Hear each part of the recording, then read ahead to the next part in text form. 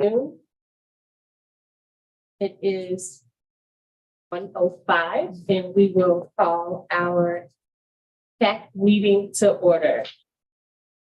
We'll start with roll call. Thanks, Shaiki. I'm going to take roll from Zoom. Please let me know if you can't hear me. Ms. Suarez? Here. Ms. Parrish? Here. Mr. Anders? Here. Ms. Mormon?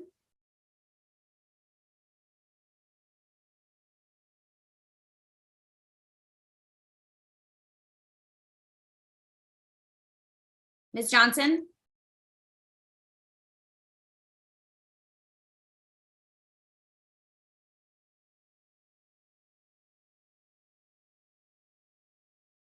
Ms. Alsop? Here.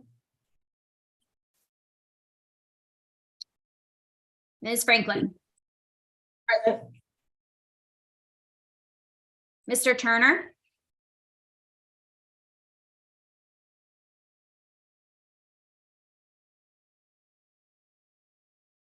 Dr. Wolford? Present. Ms. McMahon? Here. Ms. Howard? Here. Dr. Sharifian? Here.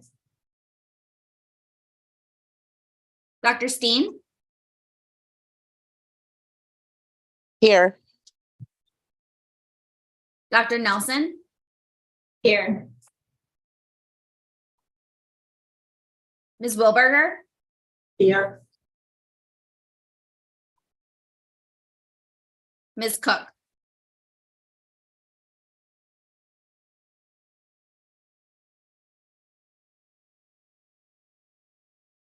Ms. Lipscomb?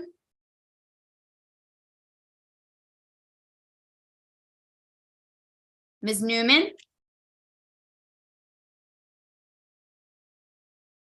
Ms. Wirt? Here.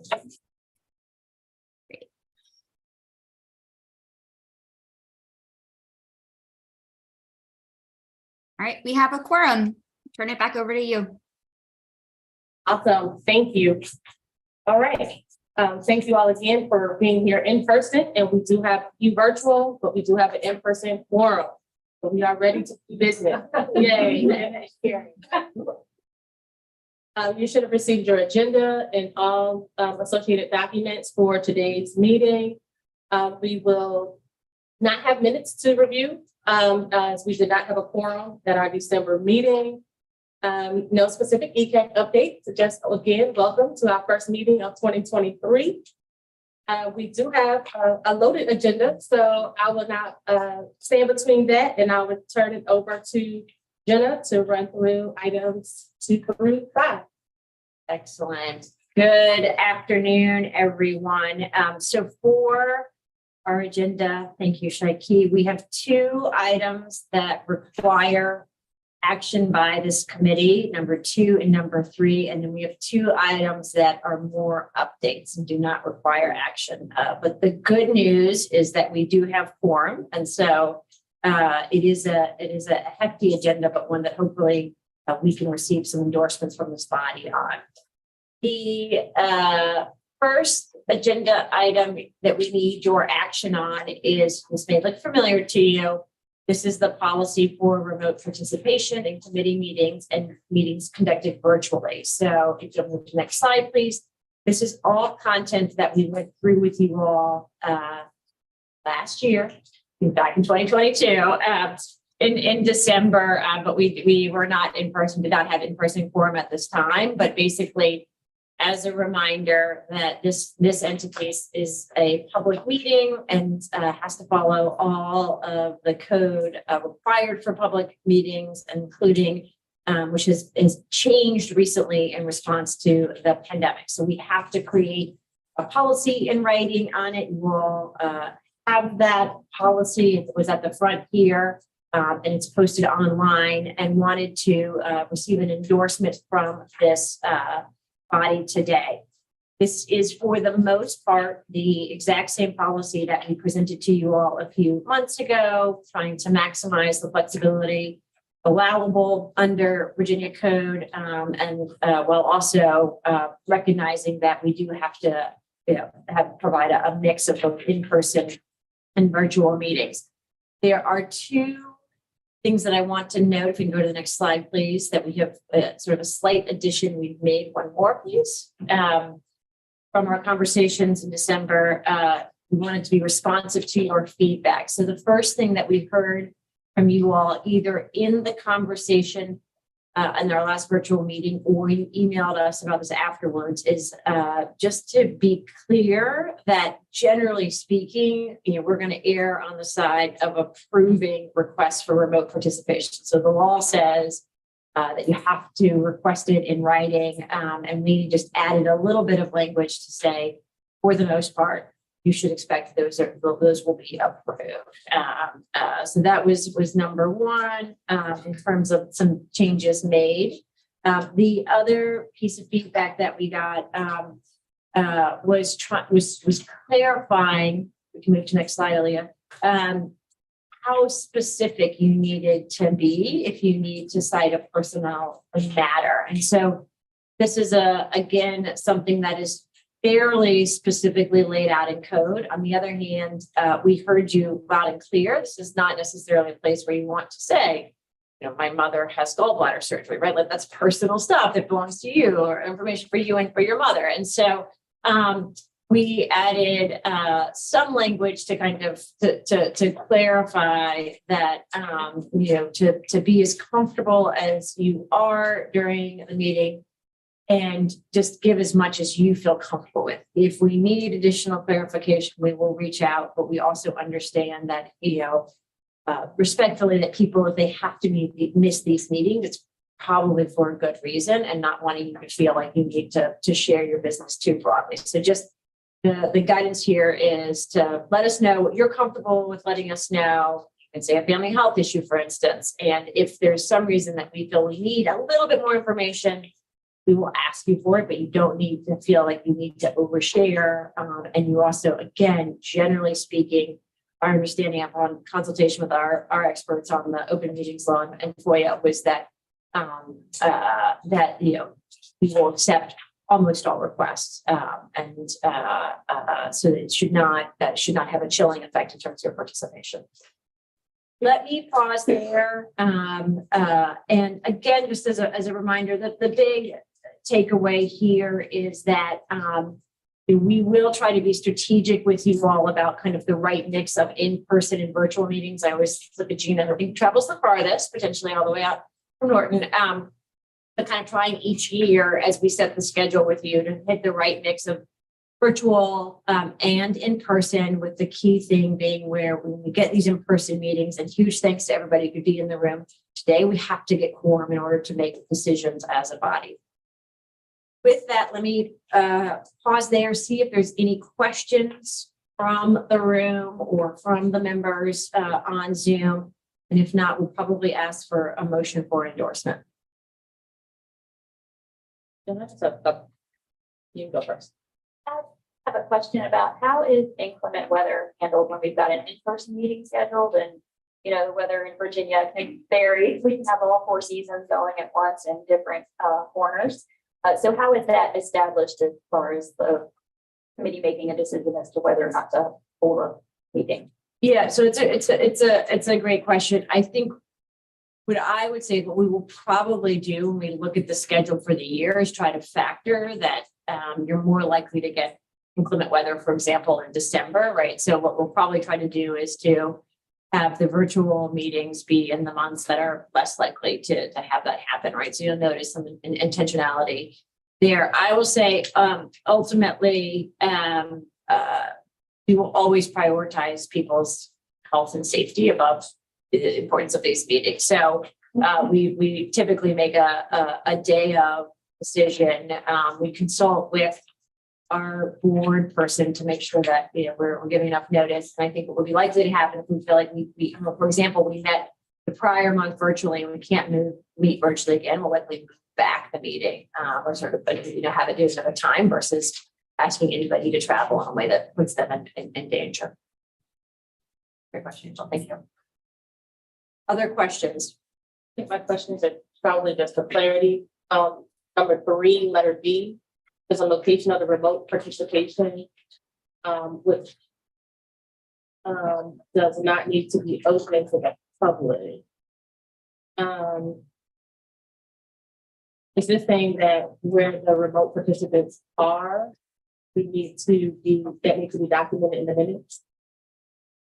So it says any approval or disapproval of remote participation under this policy shall be noted in the meeting minutes in accordance with subsection for Virginia, including A, B, and C, B being the location of the remote participant, which does not need to be to the public. So that would need to be documented for our in our minutes. Well, not in our not in the public minutes, but we would want to have.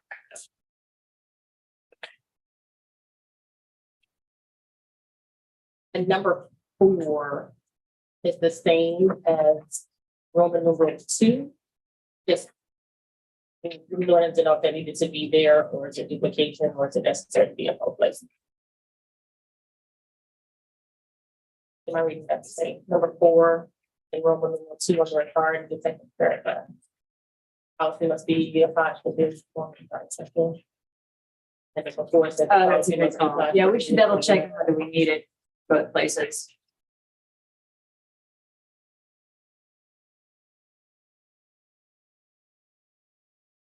I'm sorry, I'm having a little bit of a hard time hearing Shaiki. Yes, so Beck, if you look at the paragraph that begins, this policy must be applied strictly and uniformly. It's both under Roman numeral 2 authority and under number 4 under Roman numeral 3 policy. The exact same paragraph, it appears. We're just wondering whether it needs to be cited twice or whether that was an oversight. So I believe that the reason it's in 2 places is because there is sorry, I'm confirming. Roman numeral 2 is, let's see. Oh, you're right. We probably can, we can consider striking that. We'll have to just run it by the attorneys because we were given this draft. And so if there isn't a compelling reason why it needs to be in both places, we can go ahead and strike it in the second location.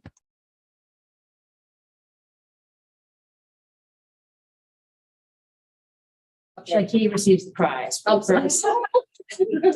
Typo. Your award is in the mail. So check on the mail. I have just one more. Number 6, the public body is prohibited from holding meetings in an all virtual format. Is the public body referring to this committee? And if so, do we be consistent in saying the committee, as we're saying the committee in the rest of the documents? So that we know that the public body and the committee is the same people. Yeah. So this is, it's also in this reference number 17. Yes. And 8. So we should just double check. My guess is that is a term that came directly from the attorneys, but we can check. So this is on page 4, number 6, 7, and 8 use reference to the public body, which does refer to this committee. But probably copied for from law. And number 3 also has. And number 3 also has. Yeah, I think part of that is if there's ever a subgroup, that sometimes they keeping it broad, I think is part of the reason for that, but like in a second. Yeah, so just to repeat back what we'll investigate. So we will confirm whether the framing of the policy being applied strictly and uniformly, which appears under Roman numeral 2 authority and under Roman numeral 3A4. We'll confirm if that needs to be in both places, and if not, we will strike it in the second location. And then we will confirm with the attorneys whether we can change references to the public body to the committee for consistency purposes. And if so, we will do that.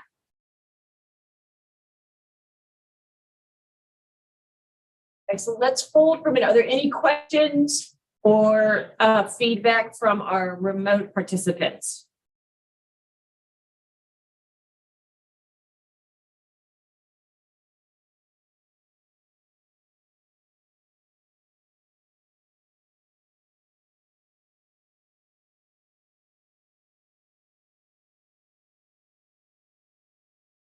Hearing no additional feedback or questions, do we have a motion to approve this, this draft, giving the staff the authority to make the necessary changes based on legal advice?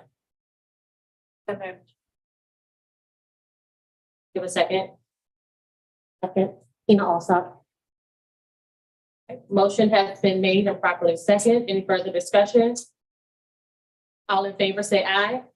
Aye. Any opposed? Ayes have it, motion carries. Excellent. Thank you. All right, we will go back and work on that. All right, our next agenda item, if we can move a few slides forward, is asking for this body for endorsement on our VQB5 guidelines for fiscal year 24. So for the 23-24 year. This is a longer presentation. You should have received both this presentation and the guidelines themselves, which actually the guidelines make the presentation seem relatively short. But what we would like to do, and this is really the lion's share of the agenda today, so the other items are updates after this point. So the real goal of this afternoon is to work through this content and make sure that we do everything we can do to receive a full endorsement from this body. But what we wanted to do with you all over the next few hours is to make sure that we're all on the same page as to where we are with our VQB5 system, to give you an update on the successes and challenges of the practice year with a real focus on data. As you know, we've been in a habit or a tradition within this body of really using the Virginia data and the lessons learned from the Virginia experience to shape policy and practice moving forward. From there, we'll talk about what is different in the guidelines that you received, and we will open it up to questions and then hope to get your feedback, recommendations, and ultimately an endorsement before we take this first review to the Board of Education in April. So that's a general sense of the arc that we'll follow, again, with quite a bit of data in here. My proposal is that I try to go section by section, and then I'll stop for questions. I think if I wait till the very end, that it will be a little bit difficult to kind of keep track of it. But I also want, for time's sake, to kind of be able to kind of go section by section and make sure that we're all in a good place before opening for questions. All right, so let's start, as we always do, with our true north and what we're trying to achieve together, and talk for a moment about how QB5 fits in there. So as we've discussed as a body, our shared vision is making sure that we're building an early childhood care and education system that puts every child in the Commonwealth on track for success so they can enter school ready. And as part of that, we've done a lot of an intentional work to think about how we build out a measurement and improvement system that's required for programs that take public dollars, optional for others, that really supports improvement, continual improvement of all of our programs and educators, knowing that each of us will be a little bit better tomorrow than we are today, ensures that there are quality options for all of our families, that families can choose the option that makes most sense for them and the children, and ultimately that there's a real connection between what kids are experiencing and school readiness. We also know that our programs are at the heart, and our educators at the heart of this work, and really thinking about how we focus on continual improvement and supports rather than ratings. And really, we'll talk a little bit today, as we always do, about the importance of the workforce, challenges that are currently being faced, and how we work towards compensation, adequate and competitive compensation for them as well. As you'll see in the slides today, we've done a lot of work building out as we built out VQB5 an accompanying data system that gives insight. We might see things differently. We've talked to those of us who work together on the licensing regulations. Sometimes very informed people can see things differently. And so part of what we try to do is bring data to the conversation, actual information from the ground in Virginia to shape our work as we think about how do we make the best decisions for this body.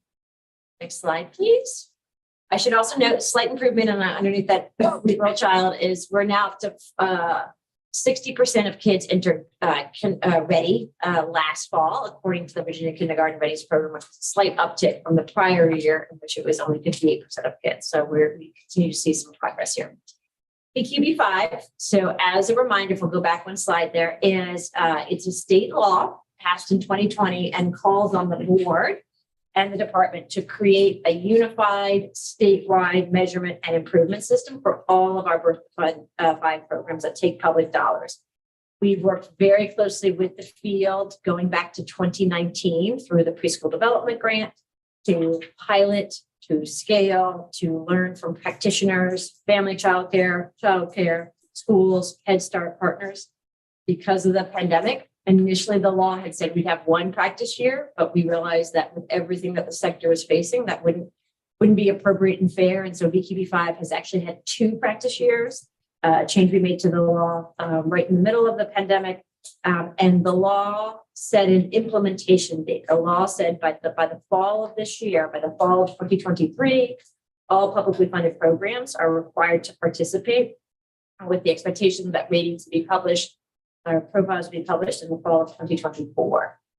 This is a relatively new and sort of off the presses number, but we've been working really closely with our communities across the state to understand not only how many publicly funded sites we have, right, which we can track by tracking who receives VPI, who receives childcare subsidy, who receives Head Start, but actually how many classrooms we have. And that we still have to estimate because each center or program might have a different number of classrooms. And our best estimate going into the first real year of EQB5 is roughly 3,600 schools, childcare, family day home programs, inclusive of all of our early Head Start partners, about a ballpark of 12,000 publicly funded classrooms. And we put classrooms in quotes because that is needs to be kind of inclusive of our family childcare settings as well.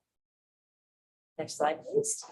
So we've talked quite a bit with this body, and as you all reviewed and endorsed the guidelines for each of our practice years about what is our theory of change, or how do we think we work together to make sure that kids have the opportunity to come to school ready. And what we've agreed on, it's really important that we speak with one voice about what we want for our kids across these 12,000 classrooms. We think about the things that we want to measure and get the system to pay most attention to. And that's really about the heart of what's occurring in those classroom settings, right? Teacher-child interactions and the use of quality curriculum.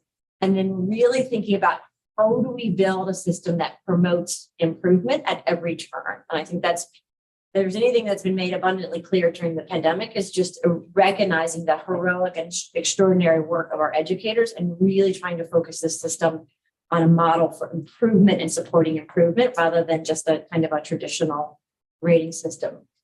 We'll go to the next slide, Aaliyah. This also aligns really well with some of the guiding principles. And so although you've agreed to these each of the years, we think it's always useful to bring them back to you and really to talk about kind of what the values are underpinning our decisions as a body on these guidelines. So first, we said it's really important that this is a solid measure of quality, that we can improve quality. We believe in our programs and our educators. We want all of our kids to have the opportunity to come to school ready. We also said it was really important that we think about growth, right? And recognizing that we've got diverse providers, very different places across the state, but everybody can get better. We said that we wanted to make sure that there was information, resources. We'll talk a little bit today about this. It's in the guidelines as well, making sure there's resources for improvement, and then also beginning to think about incentives. And you'll notice, again, a real focus here on supports, information, resources. We'll talk a little bit. The law does call for some discussion of consequences, and we'll talk about how we are proposing to handle that with the board. But what we've heard loud and clear from you all over the years and from the field is really this is about a system of improvement, recognizing that it is incredibly hard to run an early childhood program or be an early childhood educator. We said the system, has to be affordable for both providers and state as we think about some of these quality measures and scalable, right? And up to, we're saying ballpark 4,000 sites and 12,000 classrooms. And then we've said there's a real focus on opportunity for our kids and making sure that we are supporting all of our kids. We're thinking about our diverse learners, all of our different, no matter which part of the state, what your background is, what community you're located in, that sort of is inclusive of all kids. And ultimately, and this is a really important one, how we think about engagement of families, both in what good looks like, why they should care about high quality interactions, and how we ultimately provide them with some information.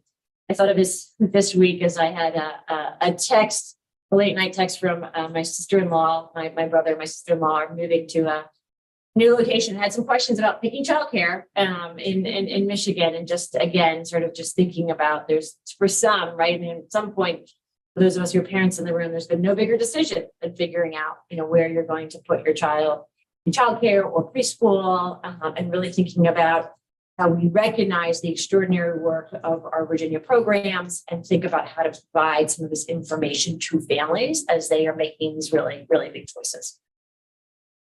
Next slide, please. So here are the key components. We talked about interactions in curriculum. These are nationally recognized indicators. And by combining the two, thinking about what children experience, infants, toddlers, preschool in a developmentally appropriate way, day in, day out, using a measure that really is tied to improving child outcomes and thinking really intentional, making curriculum with choice, but thinking about how do we support all of our educators to be more intentional about promoting children's learning and development in a holistic way across all of our early learning and development standards. And if you combine those two things, if we can support the system to focus and improve in those areas, our theory of change is that will help prepare more kids and grow more kids over this period of time. And then this is a slide that is almost impossible for Shaki and I to read, but just really want to emphasize the importance of field engagement. And this is just a description of the many webinars, get to know you, sessions, office hours, interactions, surveys over the course of the year, really making sure from getting the policy or guidelines passed to supporting the field to roll them out, hearing from you at every stage in the process. In preparation for today, I always go back through and read all of the open comment fields, the Padlets, the surveys, and really looking at what folks are saying, what they like about the system, what they don't like about the system, what they would change. And all of that we try to incorporate throughout the year into the materials that we roll out to the field, as well as in preparation for today, we take a big step back and make sure that we're using the insights from the field in the materials that we're bringing to this body. Okay, let me pause there and see if there's any questions about the framing, the history of UTV5, our guiding principles, what we're trying to achieve together.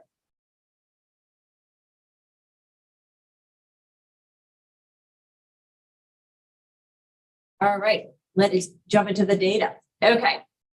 All right. So for the next section, there's a lot of information, but what we've tried to do is lay out a set of successes, things that we want to continue to do because they seem to be working well for Virginia. And then to also candidly lay out a set of challenges and things that we think we need to address in the context and in some of the changes that we made to the guidelines. And I think it's important to present both of those to you. A lot of what we're doing seems to be working. And so, as they say, if it ain't broke, don't fix it. But we want to kind of systematically walk through what we think is working, make sure that you as a body agree with that, and then to lay out what some of the challenges are that we see, and also walk through between sort of naming those challenges. And then you'll see, we'll talk at the end about how we seek to address those challenges in the updated guidelines. So here are the successes, just a kind of a high level, and we'll go into each of these, but We are on track for full implementation. We are seeing improvement. We have more capacity for classroom observations, and we've got more approved curriculum. We've got our regional infrastructure in place, as well as our really kind of innovative educator incentive program. And generally, and we're not saying in any way, shape, or form that VQB5 is perfect, but generally, when we look at the totality of the feedback over the last year, there seems to be some positive support for VQB5. And so as we reviewed the guidelines in preparation for next year, wanted to make sure we kept the things that seem to be working well for Virginia providers, Virginia families, and Virginia kids. Next slide, please. So on each of these, this is my favorite part. It's slides with data, but I also realize there's a ton of words on here, and I'll try to make sure that I explain each of these. But so not success number one. So we say we're on track for implementation. How do we know that? So what these bar charts show you is the kind of how many programs are participating. So it gives you a sense of the growth from the first practice year to the second practice year. So you'll see the blue bar and the gray bar, and then of the different programs. So family day homes, centers, and public schools. I want to do a little shout out here to our Head Start sites. So those sites that we understand to be coded as Head Start, over nearly 95% of them are already participating in VQB5. So a really good place for next year. Oh, there's two things to note from these graphs. So one is we saw really significant growth from the first practice year to the second practice year. And the second, you see kind of across the different program types, we are in a good place, right? We're talking about sort of less than a third of the system, roughly less than 30% of the system. Sometimes it's closer to a quarter of the system, and we have to bring on. And you think about kind of phasing this in over 3 years, you're sort of under a third. You're probably in a pretty good place in terms of bringing everybody on. We feel like as a state, although there's still more sites, classrooms, and educators to engage, that we are in a very strong position going into the first year of implementation. All right, next slide, please. So our second thing to build on is that we are, even with brand new classrooms and folks who are brand new to the system, right? And when you're learning something, sometimes you might not do as well. We're already seeing some slight improvements in our teacher-child interaction score. So again, the researchers in the room or on the phone or on the Zoom and want me to know this is an apples to orange comparison, right? The sort of the number of classrooms and the classrooms involved in the dark blue bar are different from the light blue bar, but we still thought it was pretty relevant just to share as the system itself, right? Even with our new our sites that have come on board in the second practice year, right? You'll see many more of them. We're seeing an improvement in terms of the teacher-child interactions. As we get further into this, we'll look at more sort of site-to-site improvement, right, versus just the kind of the aggregate scores. But generally speaking, considering all the challenges faced by the field, the continuing teacher and workforce challenges, and just the newness of the system, we are pretty excited to see even slight improvement from one year to the next. The third success is that we've been monitoring, right? We're sort of saying, okay, how many sites and classrooms do we have participating? Are those equally or sort of equitably distributed across program types? And do we have enough capacity, right? With the big number that looms for me is this idea of like, can we get 12,000 classrooms observed twice a year, plus sending out external observers? And the good news here is that we continue to see really significant growth in the number of certified class observers. And that's a big one, right? Because you not only have to take the class training, but you have to pass the test. I think you have to pass the test every year. But the good news here is if you look at that yellow line, that's our number of pre-K observers. And you'll see a pretty significant growth here. Our red is toddler and our green is infant. And so we've seen growth across the board. And roughly speaking, this is proportional to the mix of classrooms. So we have the most preschool classrooms followed by toddler, followed by infant, and proportionally, we're pretty close. In fact, I believe we're right on track for toddler. So I think it's like 27% of our classrooms are toddler, 27% of our observers are toddler. So we're pretty darn good. And this really speaks to the work, and I'll talk in a second about ready regions, but all of the work the system is doing to develop and, get people to be observers and making sure we're using the actual Virginia data, right? We're matching, so we don't have a bunch of infant observers for pre-K classrooms and vice versa. We're doing a pretty good job as a system of increasing that capacity and making sure that capacity is well suited for the classroom and age mix that Virginia has. Right, next slide, please. Our next one here is and this sort of just shows you what I basically just said. A flip side of this is how the proportionality is. So there you'll see the perfect mix of toddler observers, toddler classrooms, again with slightly under on preschool. We need more preschool observers and slightly over on infants, but that's honestly great to have. Most of the time it's the opposite, where you're scrambling to get infant observers in and sort of be in a good place on that. And we'll continue to monitor and make sure that we're in a good place. We also know, for instance, that oftentimes our pre-K observers observe, more than one classroom or do multiple classrooms, particularly when you think about school settings where you've got multiple pre-K classrooms within a particular organization. That's a question. Yep. Does the number of observers for pre-K include class observers that did not come through video? Or programs have their own class observers? Is that inclusive with this number? So this comes from Teachstone directly. So this is and I think we're, basically it's a geographic function. We try to look who's in the state. So this doesn't mean, great question. This doesn't mean that every single one of these observers is doing observations. So this is a rough approximation. It's not a perfect one-to-one, but it's the Teachstone list. So if you're certified in the state, even if you're completely separate from us, you come close.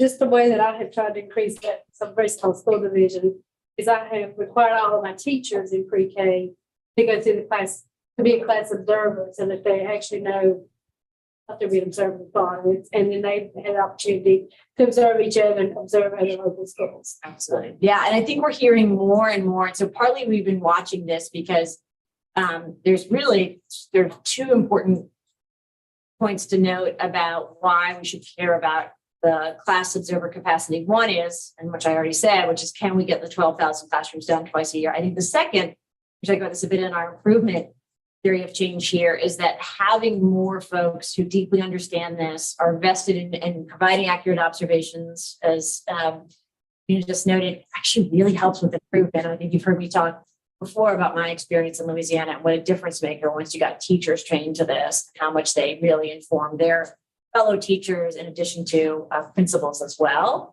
not just folks in central office. And I think the same is true.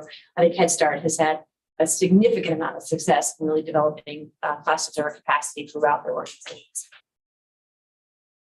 All right, our next set is about the use of curriculum, and you've heard really exciting data here. We've been monitoring this as a body very closely. So we have more approved curriculum than we've ever had before. Lots of choices across the age levels, and we are seeing more usage, which is really exciting. I think curriculum is something that schools and Head Starts have traditionally been using for quite a while now, but this is a relatively new practice for some of our child care centers and family day homes. And so we continue to see some pretty significant growth there. So the blue bars are practice year 1 or last fall, and then the gray bars are the spring of the year. So tremendous growth even within the course of a year. I should note this is not a practice year 1 to a practice year 2 comparison, because we're still gathering curriculum information for this year. So this is really just within the course of last year. How much did they grow fall to spring? And we hopefully will be able to bring to this body a similar chart for practice year 2, because we're actively encouraging throughout the course of the year folks to take on the use of curriculum.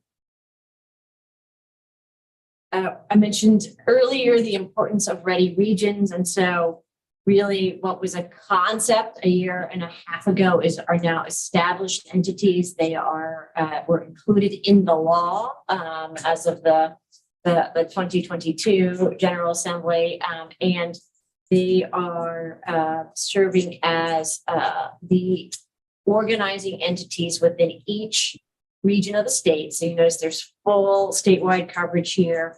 We support the coordination and implementation of EQB5, as well as support efforts around coordinated enrollment and family engagement. So their first task is building relationships, and they've been able to recruit and engage over 2,600 sites for practice year 2, helping us get to those numbers I shared earlier. They have built out staffing capacity, putting permanent folks in place to be able to build these relationships, get these observations done, and support the work across their region. They completed over 7,000 local class observations all of last year, fall 2020. Remember, that was up from 4,000 or so in the spring. So just dramatic increases in the numbers, class observers and class observations happening. We're now up to, you're like, Lincoln, read that number, nearly 23,000 users of Link5, what was just a little system a few years ago, and certainly has grown and improved in leaps and bounds. But we have literally thousands of folks using Link5, whether it's to register classrooms, register for Recognize B5, include really important information about classrooms, and in order to capture those observation results. Having a centralized system and knowing that we've got folks across the state using it really helps us over time, ensure that continual improvement. And we know that our folks are working really closely with our improvement partners, really thinking through not only how do we get the information, how do we get the observations done, but how do we best support our unique programs to improve over time. Number 6, one of the things I know as a group, the VDOE, our partners at VCF and UVA are very proud of. It's kind of hard to believe this, folks. This is an M, not zeros, but we are on track this year to distribute roughly $25 million to nearly 12,000 childcare and family home educators this year. So huge growth in terms of what was a $1,500 and a couple thousand teachers back in 2019 to now something that supports 12,000 educators who are not employed by school divisions, who work 30 hours a week in publicly funded programs. And as you see from this chart, are truly across the state. And it's really exciting to see this program grow. It's $2,500 for educators here, set to be $3,000 next year. We've got a flyer that we often share that includes quotes from the educators themselves, and it almost brings you to tears in terms of just how valued this is. I often have chats when I'm picking up my pre-K student about the teachers, and they just remind us how important this is. And I actually was at our early childhood conference last week and hearing a teacher who is employed at a publicly funded center speak to a teacher who's at a program who's not. She was saying, you got to get your program on subsidy. You got to get the Recognize B5. And so we know there's still work to be done as it relates to the enormous challenges that the workforce is facing, but what went from a pilot to truly something that is broadly supported across the state, that our legislators talk about, that our national partners talk about. Virginia should feel very proud of this effort. It's taken a lot of work to get it to this size and scale. The way in which we capture information down to the classroom level about educator turnover also positions Virginia to have better, really extraordinary data. I shouldn't say better, really extraordinary data on the relationship between turnover, compensation, quality, and growth in a way that I don't know that many state systems have the capacity to get this. So Recognize B5 is important in terms of what it does for teachers, but also in terms of the way in which it allows us to look at turnover and at what's going on with educators and really connect that to quality and what that means for kids. And lastly, just a summary of the positive field support that we've gotten for VQB5. A few things as we look over the surveys, the Padlets, the emails that we get, the conversations we have with the field and webinar, TA sessions. There's a few themes that emerge that folks really like about VQB5. I think certainly folks like having a true north and a consistent way of measuring and thinking about quality. That's one thing. I think we've heard, and we know that there's still challenges with classroom observations, but we've really heard that our educators appreciate the individualized feedback, where their strengths are, a lot will say, this is the first time I've gotten this kind of feedback, that somebody's come in, focused on me as a teacher, getting that feedback. We've heard a lot of appreciation of multiple curriculum options, including those that are free or no cost. I think we've learned a lot from the private sharing of practice year one results with programs, and really kind of getting better and better at not just giving people data, but helping make it understandable to them, right, in the multiple levels of the system. We've really appreciated our partnership with our improvement partners. And so the groups across the state who provide the coaching and follow-up and support. And again, all singing from the same sheet of music. And then thinking about how we can best support our programs in greatest need, and using this data again as a flashlight to say who needs assistance and how can the state prioritize these programs. Recognize B5, hard to find a critic there. If you find one, let me know, but generally support for that. And then we really pride ourselves on continuing to be open to feedback and really building the system with Virginia early childhood programs and educators, rather than doing something that we do to Virginia programs and educators. All right, let's continue to move through the data, but now I want to have a candid conversation with you about some of the challenges that we're facing. So I'm going to walk through these, and then we're not going to just let these challenges sit out there. We're going to talk really specifically about how we've sought to address them in the guidelines. So the first one is, although we feel like we're in a good place to implement all of the, fully implement the system by next year, you'll see that we still do have to get a quarter of the system on. And so this is this chart, which is again, the eye test with those buffs here on the front, is basically looking region by region. So at the top, you see who's in and who's not yet participating in navy and gray. And then you've got the 9 regions below that. So again, you'll see it's distributed across the board, right? It's not like one region is at 100% and one region's at 10%, right? There's where everybody is bringing on a set of new sites and programs this year.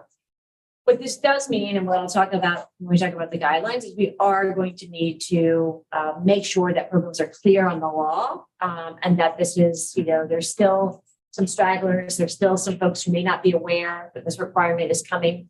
We wanted everybody, as many people as possible, to participate in the practice year so they would have the opportunity to practice, but we will need to get every last program on board, and I'll talk in the guidelines section about how we're doing that. If you move to the next slide, there you'll also see that this is probably with the exception of our incredible colleagues in Head Start, who seem to nearly all be participating, and that really speaks to probably decades of work that they've done around measurement and improvement. But you'll see that we've got work to do with centers, with family day homes, and with schools. And so when we think about how we support our ready regions to build the relationships with every last publicly funded site, because that's what the law requires, it really will involve engaging all different types of sites and site types. Our second challenge that we've got to address is when we came out of practice year 2, and I think we shared this with you all, we ended up with a lot more incomplete ratings and profiles because we were missing classroom observations. A part of this has a lot to do with what was going on in the world in practice year 1, right? We were still very much in the throes of the pandemic. There was, lots of closures and unexpected closures. There were pronounced staffing issues and folks got sick or quarantined. But we just want to be candid with you, right? That this is something we're going to have to take very seriously, because if our systems really mostly weighted were based on local classroom observation scores and they're missing, that becomes really problematic. And, it's hard for a program to improve if their rating is incomplete. It's hard for families to understand what's actually going on. Is incomplete a good thing, a bad thing? Were they skipping observations because they didn't want to be observed? What does it mean? And so one of the things we'll talk about in our guidelines is really working closely with our ready regions and providers to make sure that we get this number down to very, very small. So I think I've shared this with you all before, but we were at a place multiple years running in Louisiana where we were like 99%, 99.2%. Like, you really want to get every last classroom observed, because that is how you provide the best information about what kids are experiencing. So I'll talk a little bit more about that, but I just wanted to share that, for nearly a third of our programs last year, they received, or our sites rather, they received incomplete ratings because we were missing classroom observations. Next slide, please. This gives you, oh, I'm sorry, can I have a question about Yep. the previous slide with the incomplete ratings? So I'm guessing these numbers also include centers that may have closed due to short staff. Do those centers have to be included in this number? Or can they be exempt from being considered incomplete? Because it's not like they're incomplete because they didn't open the door when the observer came, but it's because nobody's there anymore. So that's the affecting. absolutely. Yeah. No, and that's a really, really good, important. So one of the things that we'll try to spell out, as and you'll see this in the guidelines, right? But for like from who has to participate, right? And sort of both like who initially has to participate and how, when you have to be open by and what does temporary versus sort of longer standing closure look like? Yes. Yeah. In practice year one, there was a lot of noise in terms of, the other ones are sort of inadvertently classrooms were closed, but they were still open, right? And so we've tried to be a little bit more explicit in the guidelines to address those situations in addition to, because that is reflected for this year in some of what's going on, or sort of for practice year one, rather. Start. All right, so this, I'm going to slow down on this slide because this is a sort of important one to note, is we're going to talk a bit today in the guidelines about how do you kind of build this capacity? And as Gina noted, the real importance of having strong local observers. But when you think about how many observers we have across 130 plus communities, 12,000 classrooms, we also have to figure out a good structure for consistency statewide. When we looked at some of the data from last fall, on the one hand, if you look at what's in the lighter blue, like a significant portion of the observations are within a point of each other, right? So kind of considered reliable according to class. Yet there's sort of two things to note. There are some pretty significant inconsistencies and how consistent they are across the age groups, right? Sort of infant, toddler, and preschool. And you still have a pretty significant portion ranging from 30% upwards to 43% that are not within one point of the other. And some of that's higher and some of that's lower. So I think that's really important to note too. It's not just like, oh, all your local observers are running out there and getting higher scores. What this chart shows is that when you look at the breakdown, so the dark blue and the gray, that reflects where it's off by more than 1 point. You actually see it almost splits, for example, in infants, right? So half the time our local observers are actually harder or stricter, saying that they're looking worse than they are, right? And half the time they're saying that they're looking better. And so this is a really important data point as we think about, okay, how do we take and build this observer capacity and use the local observations, as much as possible, but also figure out a system and structure and put something in place to ensure there's consistency, because we want, one, to make sure that all of our educators are receiving accurate feedback as they sort of seek to improve. And in some cases, right, our locals might be lower than they should be.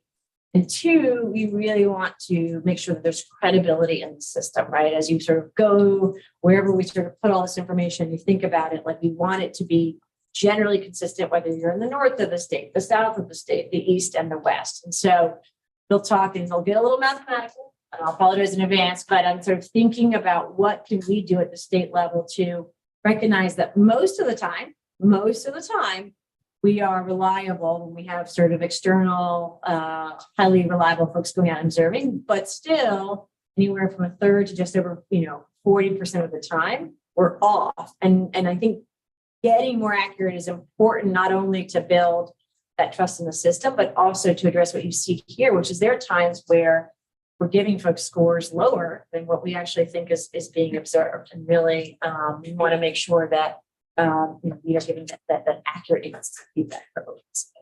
Is this like, Okay, go Go ahead. is it scores like an external and an internal observer in the fall? Yes, in the same, that's a very good, these, the charts only include the classrooms, or not the site, the classrooms that they had a local and an external in the same classroom in the same season. Okay. So, yes, great question. Should have said that. Thank you, Jane, for reminding that. Question, does that data go deeper into the specific domains of the 10 different domains in class? For example, negative climate, for example. I think that's probably one of the easier ones to score. And I would think whether you're, whoever you are observing, you come out of that room, your scores on that domain are probably going to be dead on. But there are some other domains that require a little bit more interpretation. So with that in mind, does that data go deeper? Like, do you have data to show of the different domains? Hey, we're hitting it on this category, but on these categories, we're hitting inconsistencies. Absolutely. So what we do see in the data, yes, there's some pretty significant differences by domain. And so when we talk about how to address this, we are going to encourage a domain level approach, right? So that basically, if you are accurate in these domains, that we leave it alone. And if there's a concern in these domains, that's where we focus, because we do see that. And so generally speaking, we see more accuracy in kind of the emotional behavioral support piece, less accuracy on the instruction piece. But again, even within the different domains, there's some trends that we'll want to do. And so we'll talk a little bit more about that as we get into the guidelines, but it's a really important observation, and certainly one that the data shows to be true. I wanted to just ask, do we also have an opportunity to look at maybe especially the internal, how much experience they've been doing this? So is this their first year out the gate doing class observations, or have they been doing it for, several years, just as a comparison also? No, that's a really, really important point. And actually, we'll talk a little bit more about this. Another reason why having these externals are really important. What you'll start to see is the trends are sometimes sort of will follow in terms of the domains. It also tends to be observer specific, right? And you'll start to notice that there's certain characteristics, everything from how many years have you been doing this? Similarly, we did this work in Louisiana. We found a pretty close connection. If you didn't do this a lot, a pretty close connection between when you got recertified and when you did your observations, right? So I'll think of Jean over here. So if you're getting elementary school principals to do it, there may only be 1 or 2 pre-K classrooms at their site, right? And so they're just not going to do a lot, right?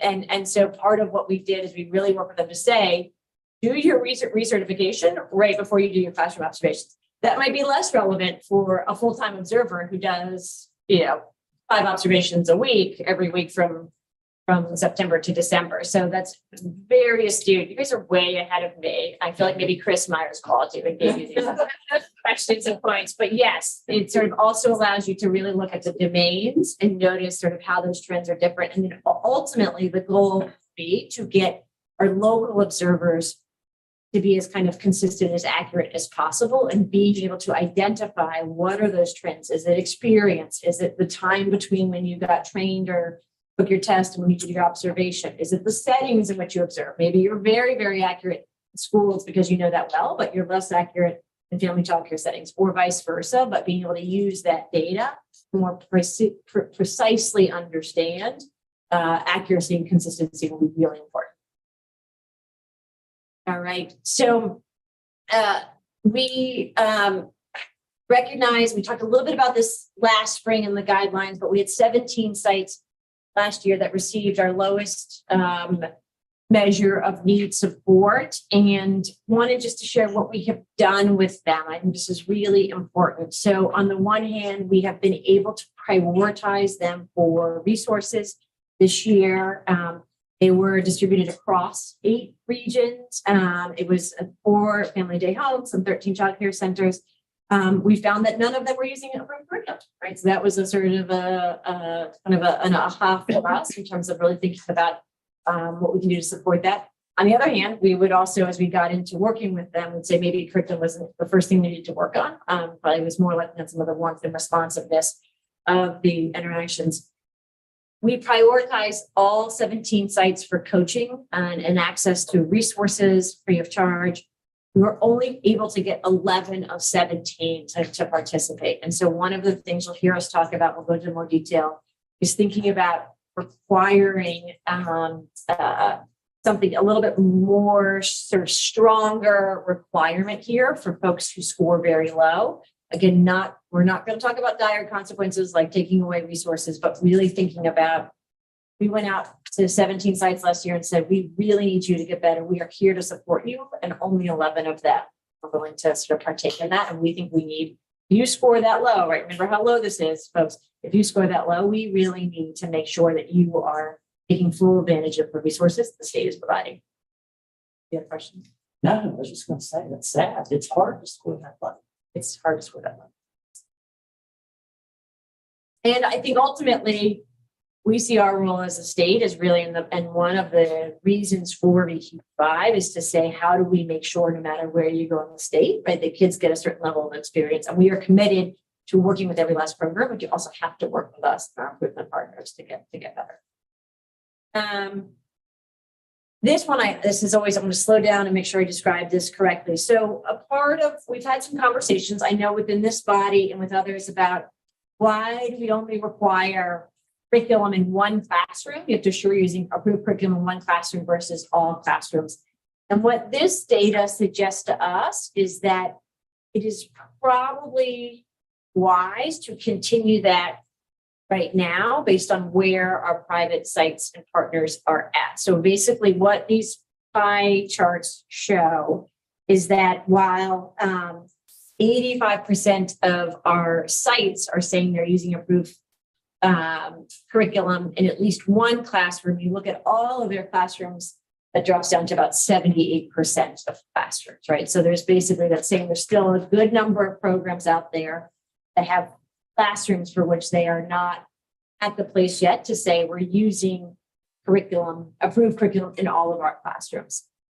We think that's still our ultimate aspiration here, but we and I know we discussed this as a body last year, but you'll see in the guidelines that we propose keeping it the same, mostly because we feel like getting folks to buy in to use curriculum one by one, classroom by classroom is probably a more effective way to drive this work. We are hesitant to kind of move to an all classrooms requirement, noting that it would probably have a disproportionate effect on some of our private family childcare and childcare sites. So that's what that shows. We're getting closer, right, in terms of this sort of sites versus classrooms, but at the point where we felt like, oh, we were closer, the same number percentage of classrooms and sites that were using curriculum was the same, that I think we want to really start to say, how do we make sure it's being used in all classrooms?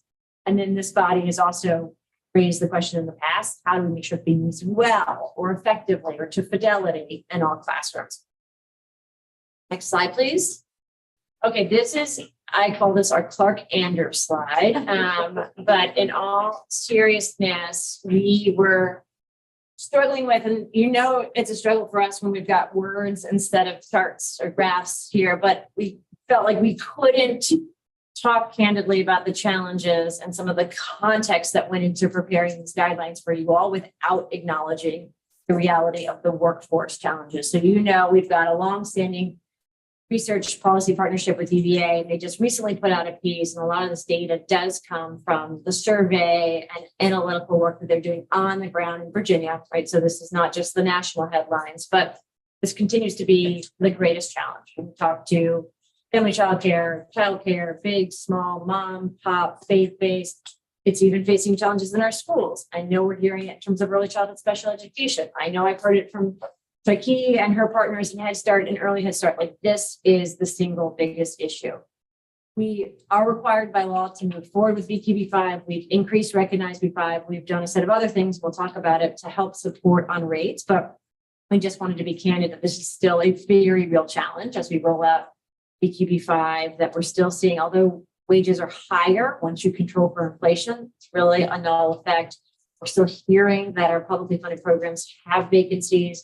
Still hearing that there are long wait lists. And so our takeaway from this is one, we continue and we'll talk about some of the things we're doing explicitly in the area of workforce, but it also means that we want to continue to tread very lightly with this measurement and improvement system. And so we'll talk about some of the hard and fast requirements. You have to participate. If you score very low, we're going to need you to participate in improvement planning. But for instance, we're not going to propose a bunch of changes to the overall levels, largely because we think the big lift is having all of our programs participate, have these observations, begin to use curriculum or further use of curriculum.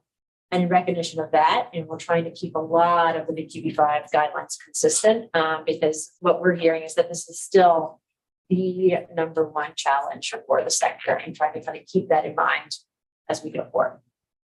All right, so I'm about to pause and see if there's any additional questions about the data or what we've learned, both the positive and the negative. We're really proud of where we see challenges.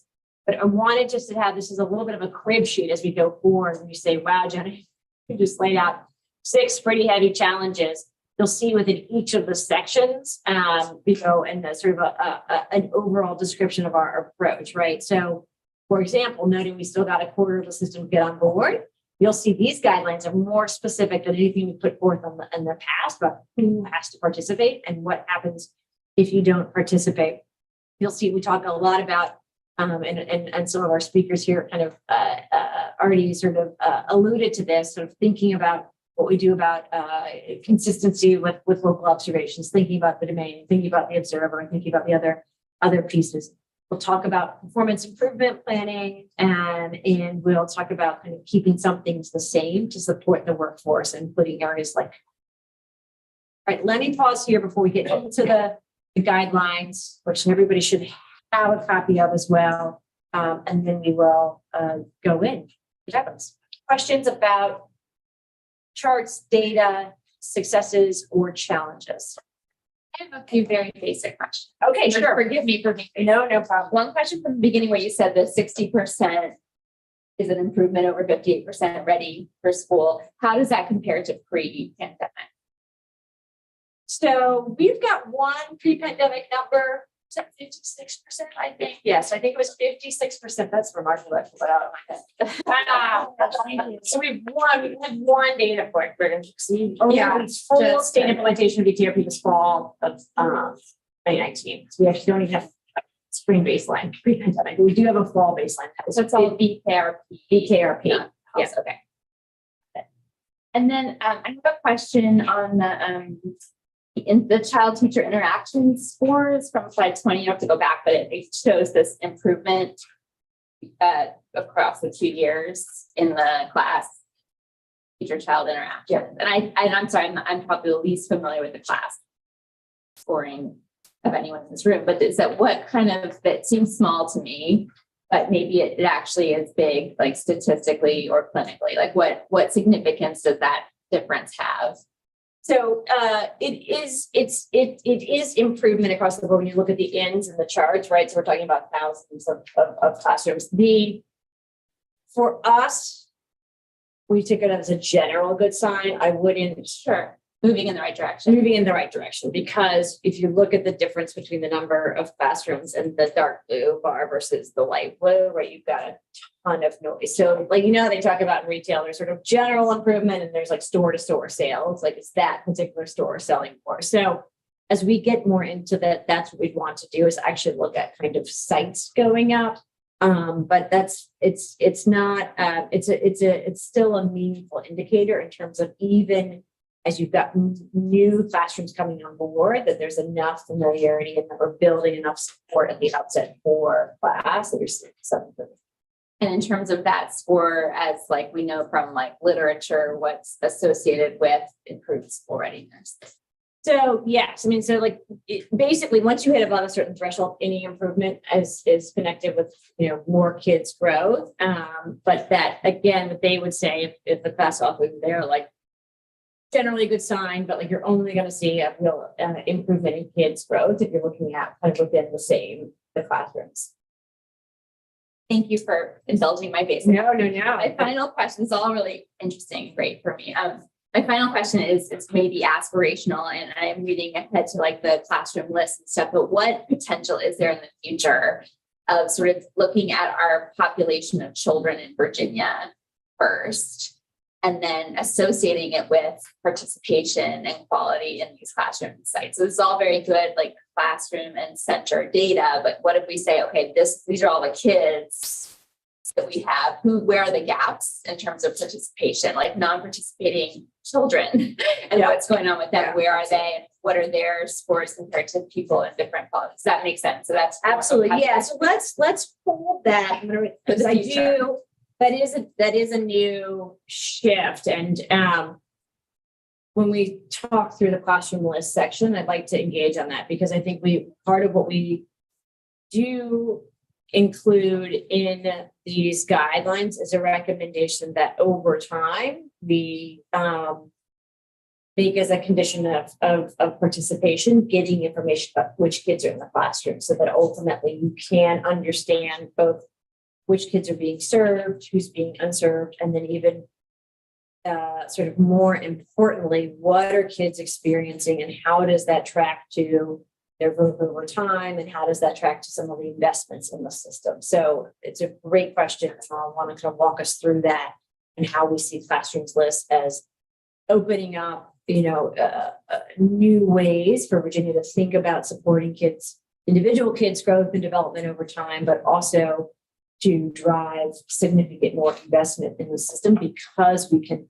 point to the ways in which it's making a difference for kids, and we can then compare that to kids who are not participating in these experiences.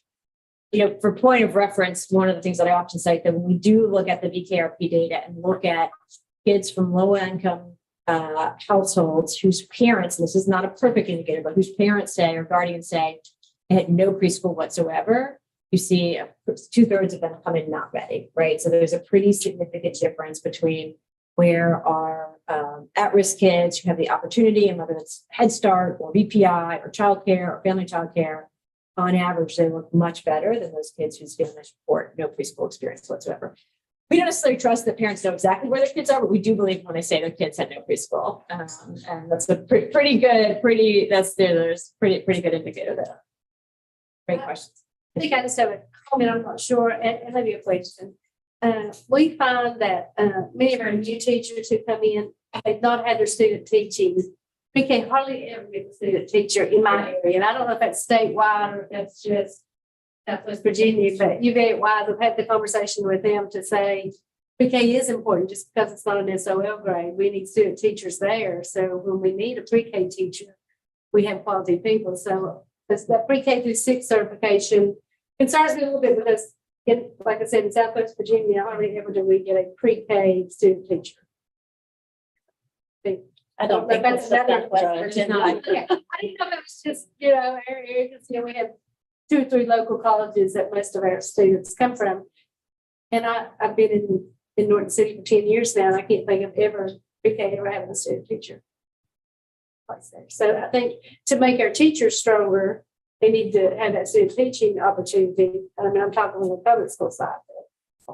Well, I think the other important piece that we know about the data around student teaching is you also want them to have the student teaching experience, which they're observing high quality interactions with these curriculum, right? And so again, you start to think of the many ways in which we can ultimately use this information and support others to use this information, right? If you have across all of our VPI classrooms, for instance, who's doing really well at that, you can then sort of connect, right? You wise can connect with that school and say, here are the 2 teachers to think about. Here's who we should reach out to. So I think there's many ways in which we can use this data to support that and be able to kind of understand where are these bright spots. How do we get more teachers and potential teacher candidates, right, to be able to observe and engage and be mentored and supported by those teachers.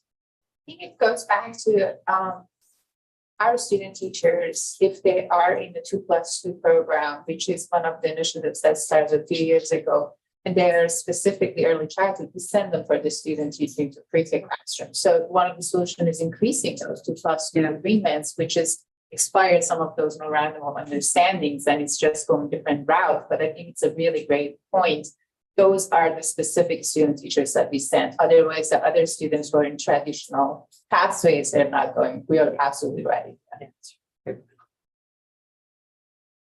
Kind of with the challenge number 4, the slide that says sites that require additional support, the one with the 17. So you said in there, so none of those came out to be public school classrooms, right? Do we have any idea this year, that was practice year 1, do we have a guesstimate of how many have been identified as needing support across the state? I know our Ready region has given us some. Yeah, so it will be the cumulative score, so we will know that by the summer, and we'll be able to look at that. And the other point we should note, we did prioritize for improvement, the group right above that as well, and that was inclusive of public schools. So, I mean, on the one hand, this is pretty astounding. Out of 1,500 sites, only 17 are in great risk. I mean, and partly I say that not because we don't take those experiences that the kids are having at the 17 sites seriously, but when you think about when we first rolled out this measurement and improvement system, there was so much concern about we're going to go out and fail all of our sites, right? You really realize that for the most part, I think it was like 98.6% of our sites are sort of meets expectations. But you'll see over time, right, we'll then go kind of right above that cutoff point, and there are also program types places that folks need support. I go back to Christina's point, though, the ways in which they need support also look really different too, right? Because, like, for example, we know that all of our schools require the use of curriculum. So it's probably not a curriculum issue. It's probably something to do with supporting the educators. All right. Let's get into. Jenna, Right. Oh, yes. Cecilia? this is Cecilia. Can you hear me? Yes, we can. Yeah, I just would like to know if we have data on how many classrooms were scoring in another language. We do. You know, the language that each classroom reports using in the classroom at the classroom level, so we can link that back to each score. Yes, Cecilia, we do. We have in the system the language that it's scored in, and so we don't have it immediately available, but we can get that. Yeah, I think it's very important because we will know what kind of support we'll need every center. If teachers are speaking and children are speaking in another language, I think will be very important to know so we can give support to the members. Yeah. We will work on gathering that, Cecilia. Thank you. That's a good question. Thank you.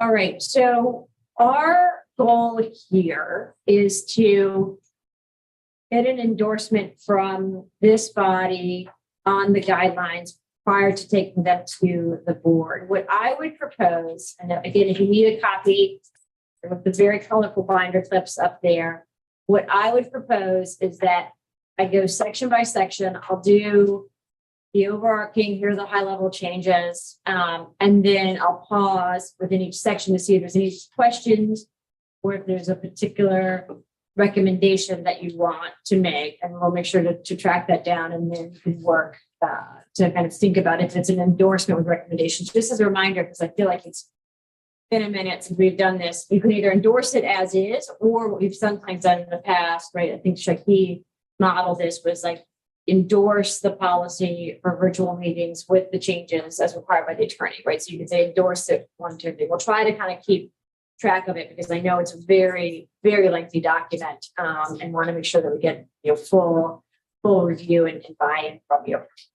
So there are 7 sections and appendices. I know it's hard to believe these are actually shorter, I think, than last year, but still long. And as noted here, just really there's a set of things based on what we saw in the challenges last year that we wanted to be really clear on. So sections 1 and 2 are the background, vision, and overview.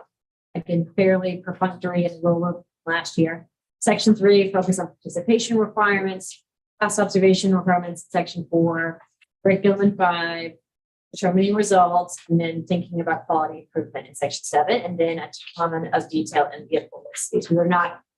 One of the things I would say, if there is something in the appendices that you want changed or you would want us to add, that we're probably going to try to limit how much we grow the guidelines themselves. We can be very flexible on adding to the appendices if folks need them to that. And that's something, for example, so we'll make sure that we get the language used and include that in the data from the practice years and the appendices. Okay. All right, so section 1 and 2, we'll go to the next slide, please. Again, fairly similar content to years past, some slight edits for brevity and clarity. No real changes, just some updates based on practice. And you'll notice some language shifts. We try to make this a little bit less of a temporal document and more what they call evergreen, right? So we'll kind of use it year over year. Any questions, concerns on section 1 and 2?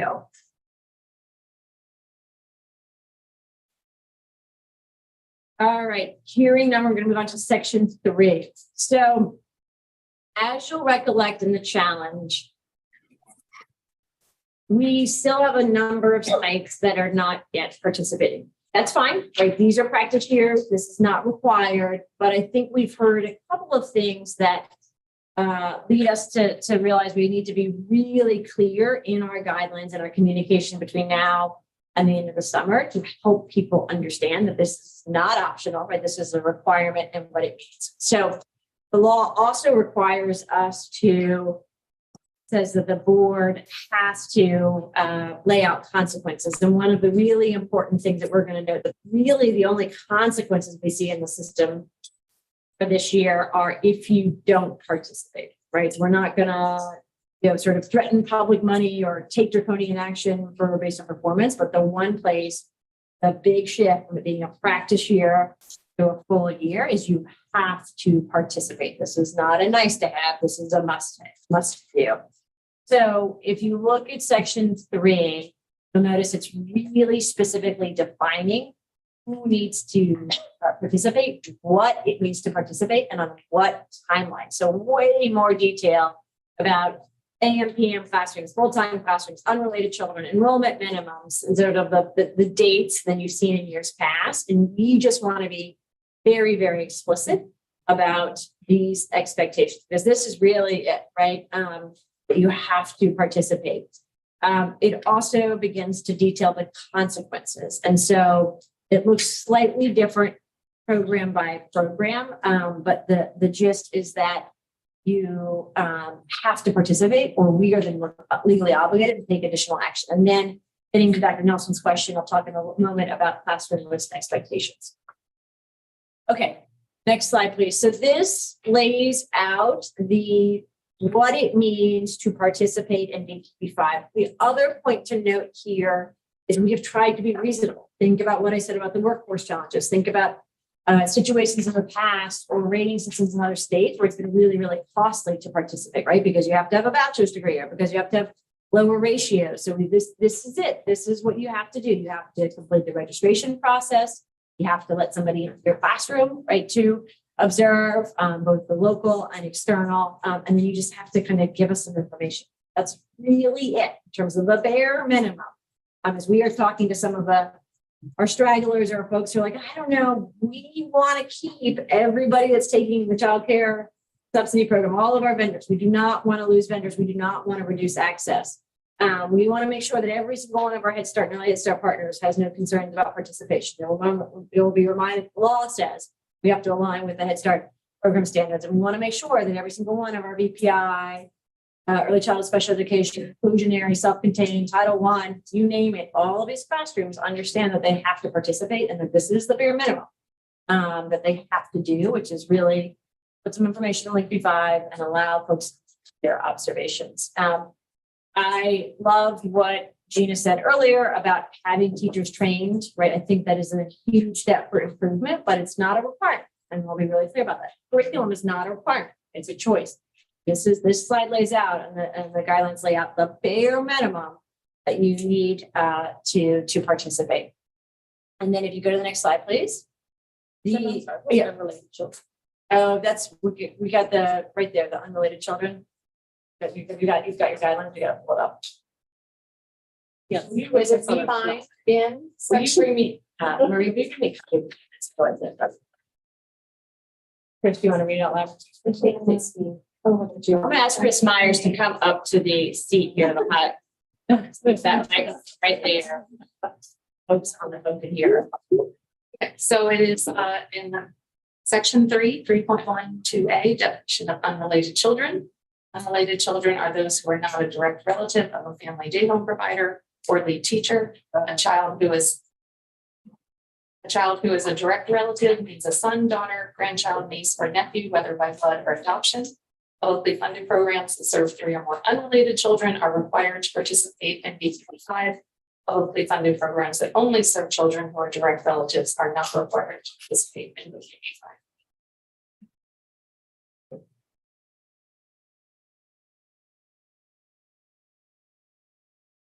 Excellent. So this is all of the different programs that we are aware of. I feel like this list has grown slightly each year as we become more and more aware of the uniqueness of the Virginia landscape. This lays this out, and then Chris just read the actual specific language on the unrelated.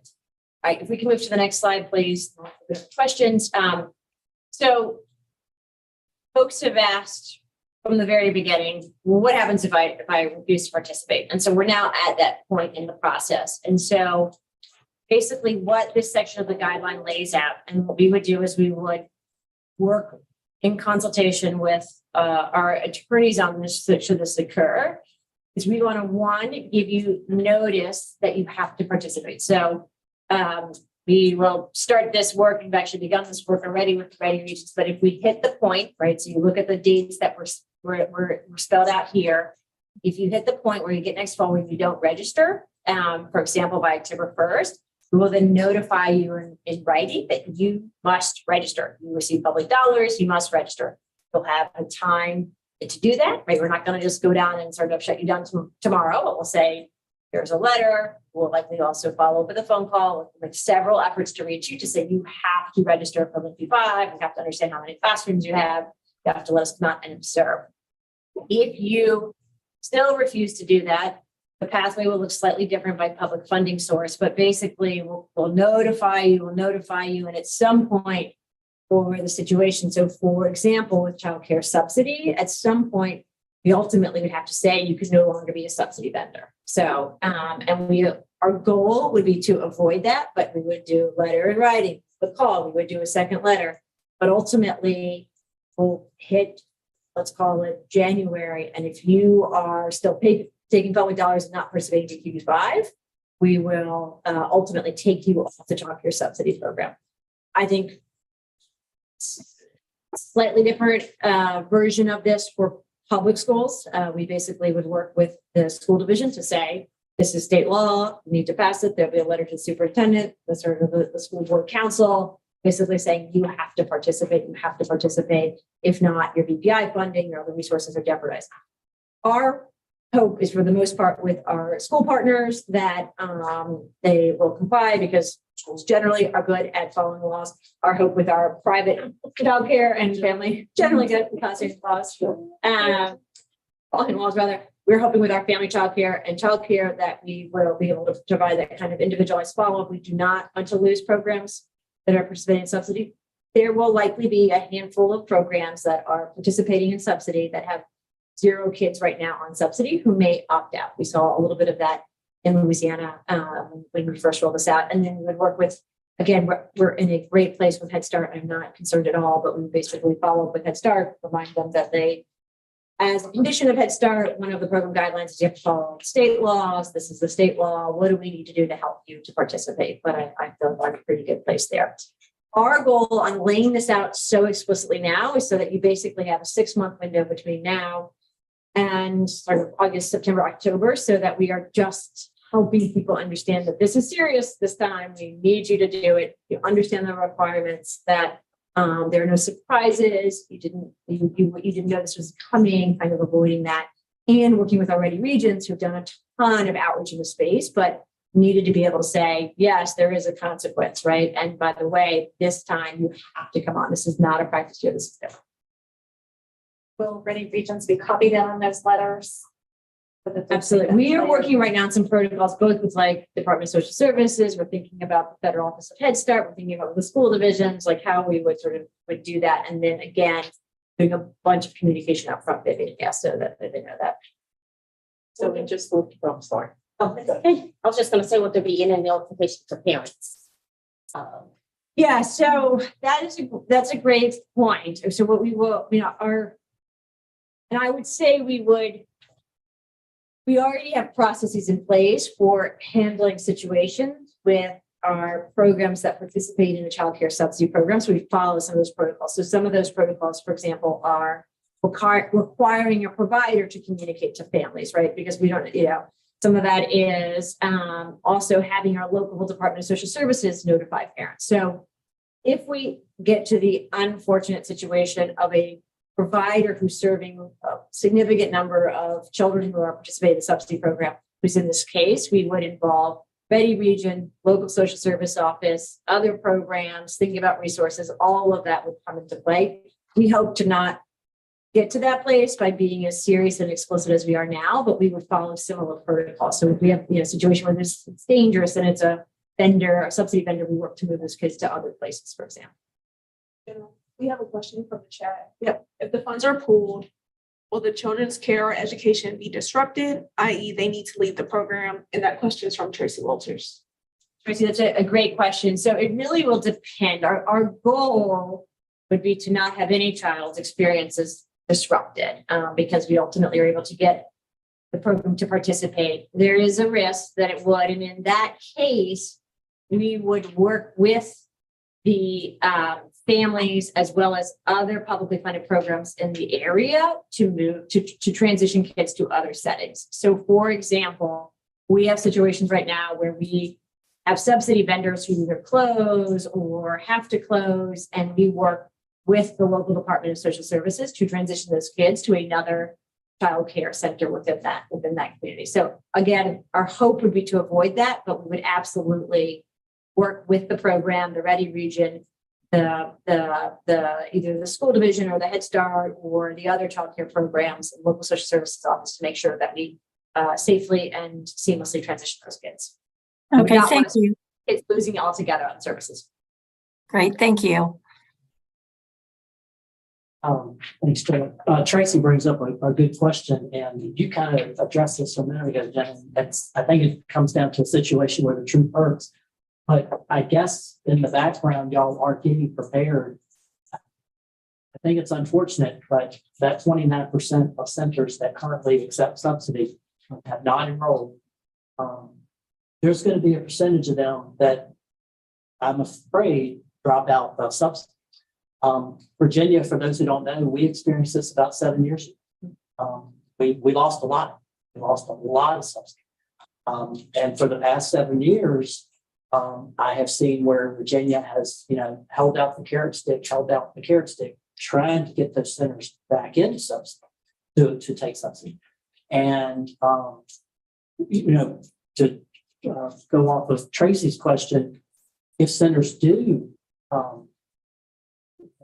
can't imagine, the reality of the problem. Can there be a phase out period so that family that is there, that is taking subsidy, doesn't have to relocate in the middle of the year? Could there be any type? Hopefully you can talk them in to enrollment. Use me as a testimony if you need to. And for those who don't know, I have a school age center that does not take subsidy. I was not required. I enrolled in practice year one. It was awesome. Loved it. Teachers have loved it. Everybody loves it. So, but for whatever reason, centers may choose not to do it. But can we look at any type of if they choose to, instead of having to relocate that child, could there be some type of phase out at the come September of next year, or June 1st? That's possible.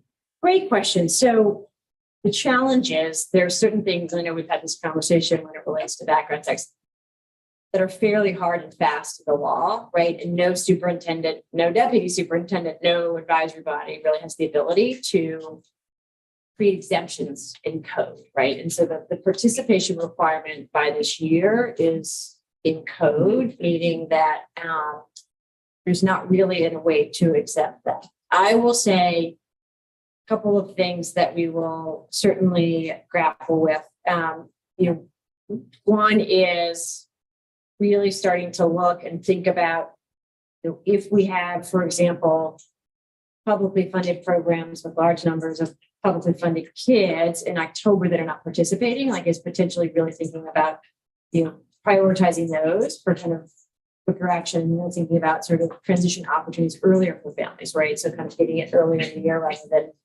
later, is one thing that we'll think about. The other thing that we'll do is, I should have cited this earlier, this flyer and the blue at the front, right? Getting this out starting now, right? To programs.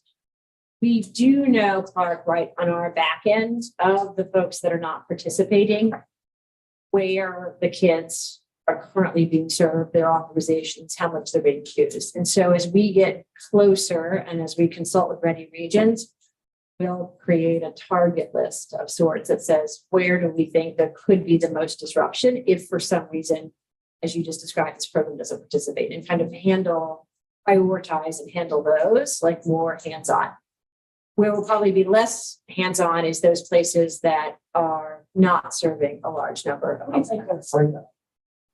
Jane? I would say, I would say this shocked us in Louisiana. We had a couple of folks who come on. We thought like you would be able to track kind of performance and when you came on, and that wasn't true. We just had some folks who how do you describe, the person who sort of sits out in the game, it's kind of like the hustler, right? They sort of sit out, they're watching, and then when they come in, it's like, boom, what?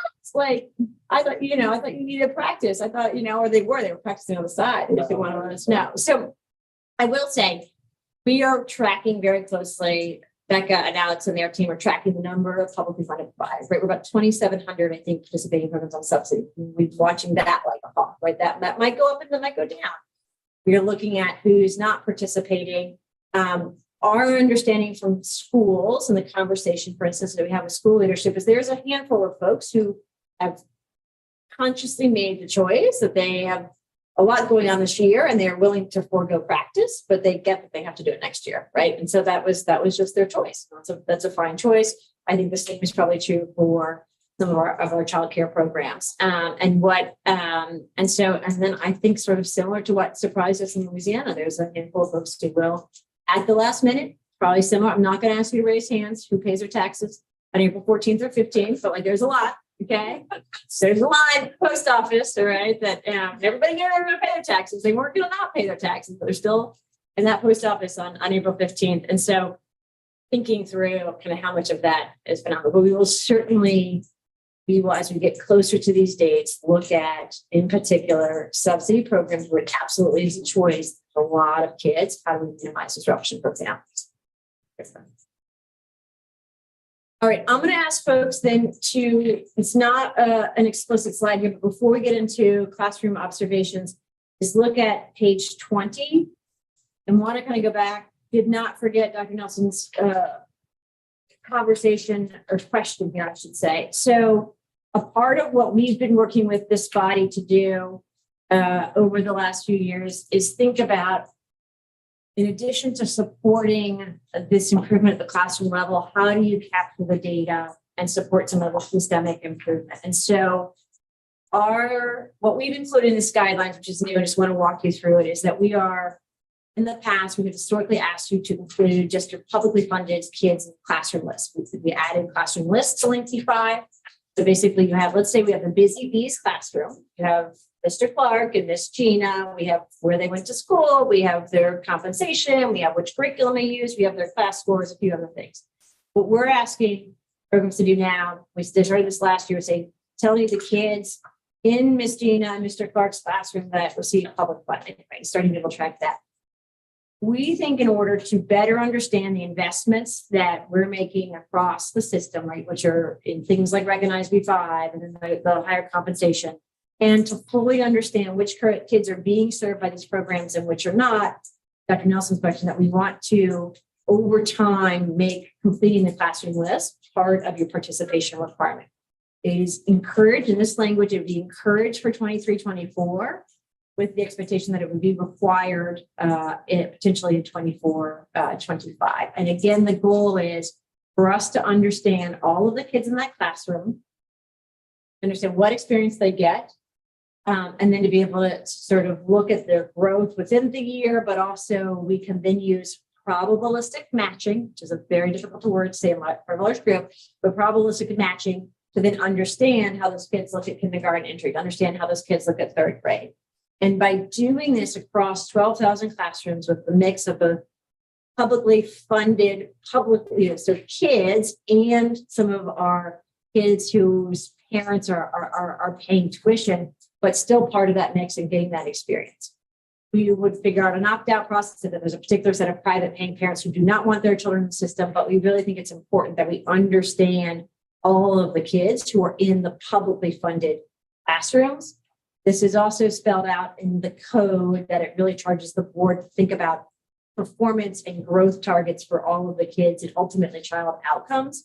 And so we think that that is inclusive not only of the kids in the classroom who actually receive the vouchers who are funded by Head Start or BPI, but sort of like the kids who are also benefiting from that overall experience. And so by tracking kids in classroom, quality indicators to growth and longitudinal outcomes, that's your way of both sort of showing what matters most as we want to support improvement and also demonstrating that the kind of return on investments in these early childhood investments. So that's another sort of important shift here. Again, not required for 23-24, still optional, but ultimately getting to the place where we have classroom lists in Link B5 so we can affiliate it with the quality data, the teacher data, and the longitudinal data. All of this is super private, secure, the same system we use for VKRP and for PALS and for kind of, very valuable, highly confidential kid data, right? We've got all of that. Tiara can walk you through all the letters, the things that we do to keep this data safe, but we think it's really important that we're able to, as a system, understand what kids are experiencing and connect that to their growth and outcomes. The other thing I should say, we've been really explicit about this, and we can always, we could repeat it again in the guidance. We would never use this for kind of consequences, right? This is never, we've been very clear from the beginning. The intent of EQ5 is not to have a high stakes system based on kid outcomes. On the other hand, there's increasing pressure. You look at the research coming out of Tennessee, other places that folks are saying, our kids, to what extent are kids benefiting from early childhood? And the best way to show that across our system, our publicly funded private providers, our publicly funded public providers, the entire mix, family childcare, faith-based school, you name it, is to make sure we understand which kids are in which classrooms, what they're experiencing, and how that tracks to their growth and outcomes over time. That answer your question? Yeah, thank you. And just to piggyback off of that, and I know we're talking maybe 2024, 2025, but just in terms of Link B5, we have programs that are in 2 rated regions. Mm-hmm. And so we're having to have a ghost email to participate in one or the other because you can't use the same email. And then you have to really manage both systems in addition to BKRP and Our Child Plus and Head Start process, just other systems that we also have to include this data in.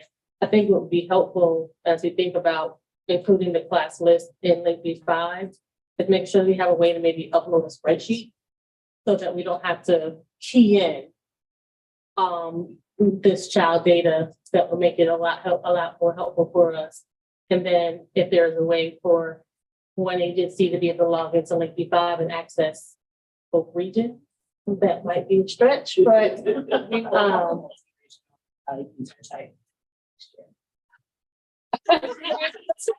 And then it's on the state tier west from the DOE, just your name. Me, I say there will be a multi-regional user for next year. So that's an important point. I know something we didn't talk about as much this year as we did in prior years, but we've continued to hear what you like, what you don't like about Link B5. I know that they conducted focus groups and maybe still are doing that this year and really thinking kind of systematically, how do we make these enhancements and improvements from the user perspective? So what Shaki talked about was about if you're split across 2 ready regions, how to create one user profile, it sounds like they're doing. And then also we're going to continue for the classrooms list to think about how to make it easier to upload full lists rather than having to key in each name. And that's probably why we wanted to make it optional this year, encourage, but optional as we're still continuing to make those enhancements. Yeah. Do it. The classroom list, looking at the text here about monitoring the growth and improvement of child outcomes of classroom output. Are we gonna different benchmarks like infant, toddler, pre-K that are going on with that, or is that those of us giving VK or P assessments for ages 3 and 4? Yeah, so the question was from Jim, just a sort of citation of the code, right, which is what is the authority for this, is that we're service provision and performance target for children. I'm in the middle of page 20 here, birth to age 5. We are not expanding any further assessment. So for those of you who are using VKRP as a condition of your funding source, which is predominantly VPI and mixed delivery, we are not expanding VKRP down any younger. We've been informed by the authors of VKRP that really 3 is as low as they go. But the goal is for even our littlest learners is just to kind of understand what experiences they're getting. It also helps to Dr. Nelson's point of like understanding when you come into the system, right, what your experience over time is. Does it look different if you're an infant who has the ability to stay in the same program with consistent educators over time versus, an infant who receives some services from early Head Start and then disappears, right, and then shows back up in VPI or mixed delivery. So a part of it is, again, when I think of growth and outcomes, it's less about a specific measure of that child this year, but more kind of getting them onto our grade or radar screen so that we can understand in a de-identified way kind of over time what sort of the pathways that children are having, how these investments make a difference in their lives and how that connects more longitudinally to how they do in kindergarten, how they do in 3rd grade, ultimately in 20 years, whether they graduate, right?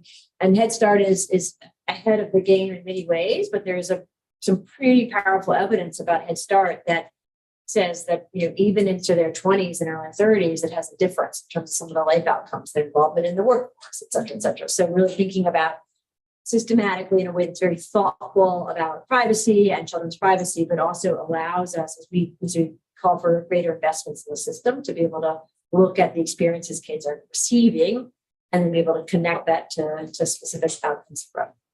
One of the things we think, and go back to the point about Recognize B5, is really being able to demonstrate that there's probably a connection between compensation, turnover, what kids are teaching and how they do, right? And just, thinking about then how does that help us build the case for additional compensation, more competitive compensation for educators? I was also, I'm sorry, but just in terms of that question, I asked also to think about if we do see, disparities, how do we address those from the front end? Like if there's less participation in certain communities or certain areas, how can we sort of drive increased participation and target those efforts in places where we see the biggest gap? Absolutely. Yeah, that's a perfect example. I mean, we've just going back to the statistic that I cited earlier. We think that there are some real gaps around who doesn't have access to preschool. And we see it play out in the VKRP results, but that's really based on what parents are saying. It's not, and that we don't have it it's not accurate enough for us to use geography to say, okay, here are the places where that's not happening, right? Because it's a little bit of a noisy indicator. This would give us much more specific information on where the kids are part of the system, where they're not, and how to think differently about supply and what families would prefer in that area. Just thinking about how it's tied to mixed delivery and BPI. We talked about this a little bit before, but this one kind of check the lay of the land. Is it going to be tied to subsidy at some point? Having these assessments, because it concerns me about the workforce crisis and the capacity in general. At this point in time, there's no intention to require VKRP for subsidy. Yeah, you have a comment? Comment is, I'm concerned that these disruptions would occur for children who are the biggest disadvantages already. Teacher turnover for children can be likened to linked to a divorce in the family in terms of social emotional significance is the comment. And then the question is, because not all programs have had an opportunity in all areas to have 2 practice years, is there a way in consideration can be given to them that are riding the fences so that the scores for the group are not made public right away? maybe consider an additional practice year for that group before terminating them from subsidy. A couple of things there. So, thank you for Tracy's comment. We absolutely think that turnover is quite disruptive for children. And so that's part of the reason that we've built out the system to be able to kind of capture that and to understand how it does affect children in Virginia in particular and across the board. On the second point, I just want to clarify, Cheryl. So there are, nobody will be charged with sort of lose public funding because of how they do in the first real year. Let me sort of state that again. That's really, really important. That there is not, if you refuse to participate or if you score very low, we'll talk about this in a second, and you refuse to participate in some planning, there might be consequences, but we have specifically taken the requirement on consequences as it's set forth in the law and focus that just on, we just need you to participate. We just need you to log into the system, to register your classrooms, and to allow your classroom or your classroom setting to be observed. And again, with the expectation that 99% of programs, when we've done this 2 years running, end up at expectations are higher, right? So it is, we think it is as reasonable a bar as possible. And I want to be really clear because this will be a challenge that we'll have to communicate over the next 6 months. That folks will say, well, if I don't score high enough, the state's going to kick me off. And that is simply not true, right? But this is really just about logging on, registering, letting somebody come to your classroom. You will be able to continue to receive your public dollars. And we will do, a ton of work to engage with Ready Regions and community partners and others to get that word out. Sure, we'll want to engage with the association on that too, because I know that sometimes rumors or myths abound there, but you do not have to score a certain level to keep your public dollars. All you have to do is register your classrooms to be observed. You do not have to use a curriculum to keep your public dollars. Curriculum is a choice. All you have to do is register and let your classrooms be observed. Unfortunately, the way that the law is written, we do not, similar to kind of Clark's work, we do not have the ability to exempt anybody. The law is really specific that, and we've already kind of had, an expansion in terms of practice year 2. The law is really specific that you have to participate by the start of the 23-24 school year. So we cannot do a kind of a third practice year for programs. But if there are, Cheryl, in particular with some of our family child care partners, if there's opportunities for us to get in front of this and go out and communicate to people to dispel any myths that might be there about, oh, I have to score really high in class or I have to buy this curriculum, for us to get out there and repeatedly communicate that that is not the expectation. All you have to do is register, let your classroom or your sort of your setting be observed, which is functionally kind of what you have to do for licensing and registration also. That it really is a bare minimum requirement. And that is all that we're talking about this year in terms of consequences. I think it's really, really important in light of some of the challenges we know the sector is already facing. All right, let's move on to section 4 here, class observation. Should we do people need at 3 o'clock? 5-minute break, or should we keep going? Keep going. All right. Okay. So consent. I know, that's true. Okay. All right. I'll get basketball. I know. Right.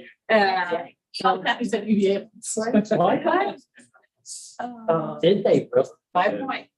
Oh, no. For those of you on the Zoom, don't worry. Okay. She's okay. The University of Virginia basketball team. It's not okay. It's not okay. I get. That first practice, every darn time. All right. What did you say? There goes my brackets. Okay. All right. Back. That was still right. Right, section 4.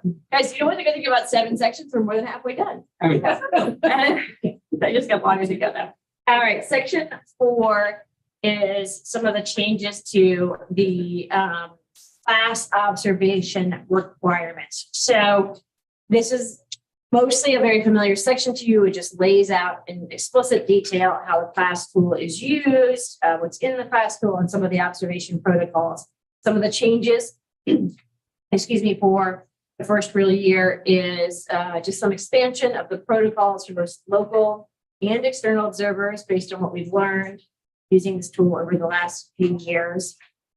There's a lot of detail about score replacement protocol. And so this is a new concept this year, and we'll talk through that on the next 2 slides, but just that's probably the biggest shift overall. The second biggest shift is and that is in response to some of what we saw in terms of the variation and the inconsistency local as compared to the external observations. The other one is that you'll see that it lays out really explicit action around how do we make sure that we don't have 30% incomplete. So really some of that work, as Shaki alluded to earlier, has to do with clarity around opening and closing classrooms, making sure we're all doing that in the same way. And then also really thinking strategically about all the permutations around getting classrooms done and when we could use an external or when we might not have that. And then just formalizes if you've got a question or concern, really a concern, any external or local observation, just laying out very explicitly the process that you use to let us know in writing that you have a concern. All right, so let's talk about the external observations. We go to one slide. There we go. So the big shift here is basically saying in order to have statewide consistency and credibility, we need to adopt a score replacement protocol that basically would say, in the case where there's a significant discrepancy between the local and the sort of external, that we would, and it's off by more than a point, that we will be using the external for the measurements. Before we jump into that, let's sort of take a step back and talk about the kind of extent to which how much we're supporting the external class observations and why. So as we said before, we have done a tremendous job in increasing the number of local class observers. And we ultimately think it's really important that we continue to build out and strengthen this observer pool for all of the reasons that Gina talked about. Like, we think that they really play a huge role in improvement at the site and community level. On the other hand, we know when we look at thousands and thousands of observation, that you have some observers who seem very consistent, consistent with the external observer, and then you see some that are very far off. In our first year, for example, we got 7s across the board, right? Which is basically generally statistically impossible, unless you happen to have like some combination of Superman and Wonder Woman and Black Panther teaching small children. But but we know that probably more of a phenomenon of like, okay, like, how do we make sure that you kind of get more consistent? We do require everybody is trained and reliable, but still folks drift. Folks might be in unfamiliar settings. I know that Cecilia talked to us about sort of situations in years past where they didn't understand the language. There's a set of factors that may go in. And so we have made an investment starting this last year in making sure that we get external, unbiased, highly reliable observers into every setting and every age group. Functionally, guys, this is basically how most observation rating systems work, right? It's a sample of classrooms, and that sample is used to determine measurements. We don't want to do that. We still want to use the local observers because, one, it means teachers get more feedback every classroom, every year, twice a year, right? Which is our promise and our kind of commitment to teachers. And two, which I didn't realize this until we actually did this in Louisiana, that sending out the third party and really focusing not only on the consistency overall of the system, but how do you support local observers to get more consistent and accurate over time is a huge driver of improvement. Because if you are drifted in your observation and you're providing feedback that is inconsistent to teachers, well, then you won't actually be able to track that improvement over time. And so cumulatively, when we look over 5 years at the Louisiana data, you see overall improvement. You see overall improvement in external observations, right? So it's not just the local observers who have an investment in getting better. And you see each year in Louisiana that they removed fewer of the local observations. The local observers got more accurate over time. And in turn, that helps really drive improvement. So what this means is that we're going to make a big investment in having an external observer. The group that will do it again this year, that we procured competitively last year, is Teachstone. And we will get them out to every site and every age level this year. It will be either fall or spring, right? That'll be a mix of those. And then we will kind of compare fall and spring. But basically what it means that we will have external observations in 75% of classrooms. That doesn't mean 75% of classrooms in the fall and spring. That means over the course of the year, 75% of classrooms. That's a pretty big investment, but we think it's important to getting accurate data for teachers and for observers. It will be the same fall and spring window. We will only compare fall and fall and spring, and we have made a couple of enhancements in place to make sure that if this observer is using infant, this observer is using infant or toddler or preschool, but making sure that they're matching. And then we will be able to then affiliate this data through Link P5 to sort of do the comparisons, make sure everybody has access to that data. So big investment, but basically means the third party will be every site, every age level this year. Next slide, please.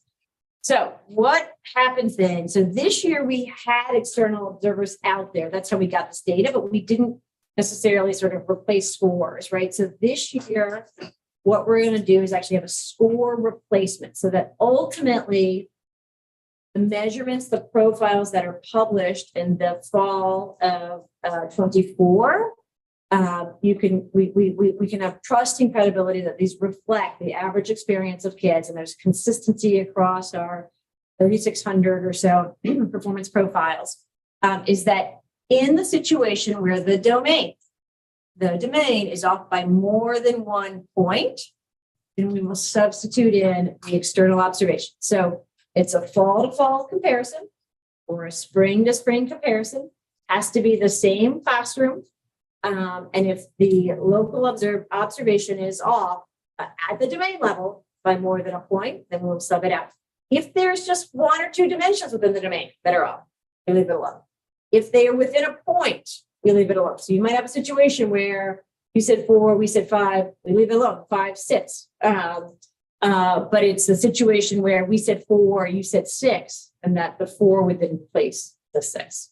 So again, key important points, it's only at the domain level, which so means, so like if, for instance, we do, there's a bunch of examples of this in the appendices, you are spot on in emotional support, you are spot on in classroom organization, we keep the local scores. You are way off on instruction, we will sub out just the instruction scores. We don't the entire observation. We do that for 2 reasons. One of which is we want to use, and we want to be clear, because what we'll hear is, well, why do the local observers do it at all, right? You're going to throw out all of our scores. We don't. If your scores are reliable within a point, we will keep your scores, right? Even if they're off by a point, but they just can't be more than a point higher or lower. So we want to have as many scores in the system that come from local observers because we believe and we want to build the capacity of our local observers. But in the case where they're off by more than a point, then we will sub out discreetly, and then you'll pay attention to that, right? Because you'll be like, I got to sort of, that's the domain that I got to focus on. That domain is where I'm less consistent. To kind of to your point. So that is our proposal. We will get results in the fall. We will get results in the spring. We will then communicate with ready regions and with sites. Okay, here's your third party. Here's your local. They're all within a point of each other, even if they're not identical. That's really important. They do not have to be identical. But if they're off by more than a point, we'll share where they are replaced. And the replace score will go into calculating your final measurement. Yeah, you might have said this in my apologies, but when you do that, how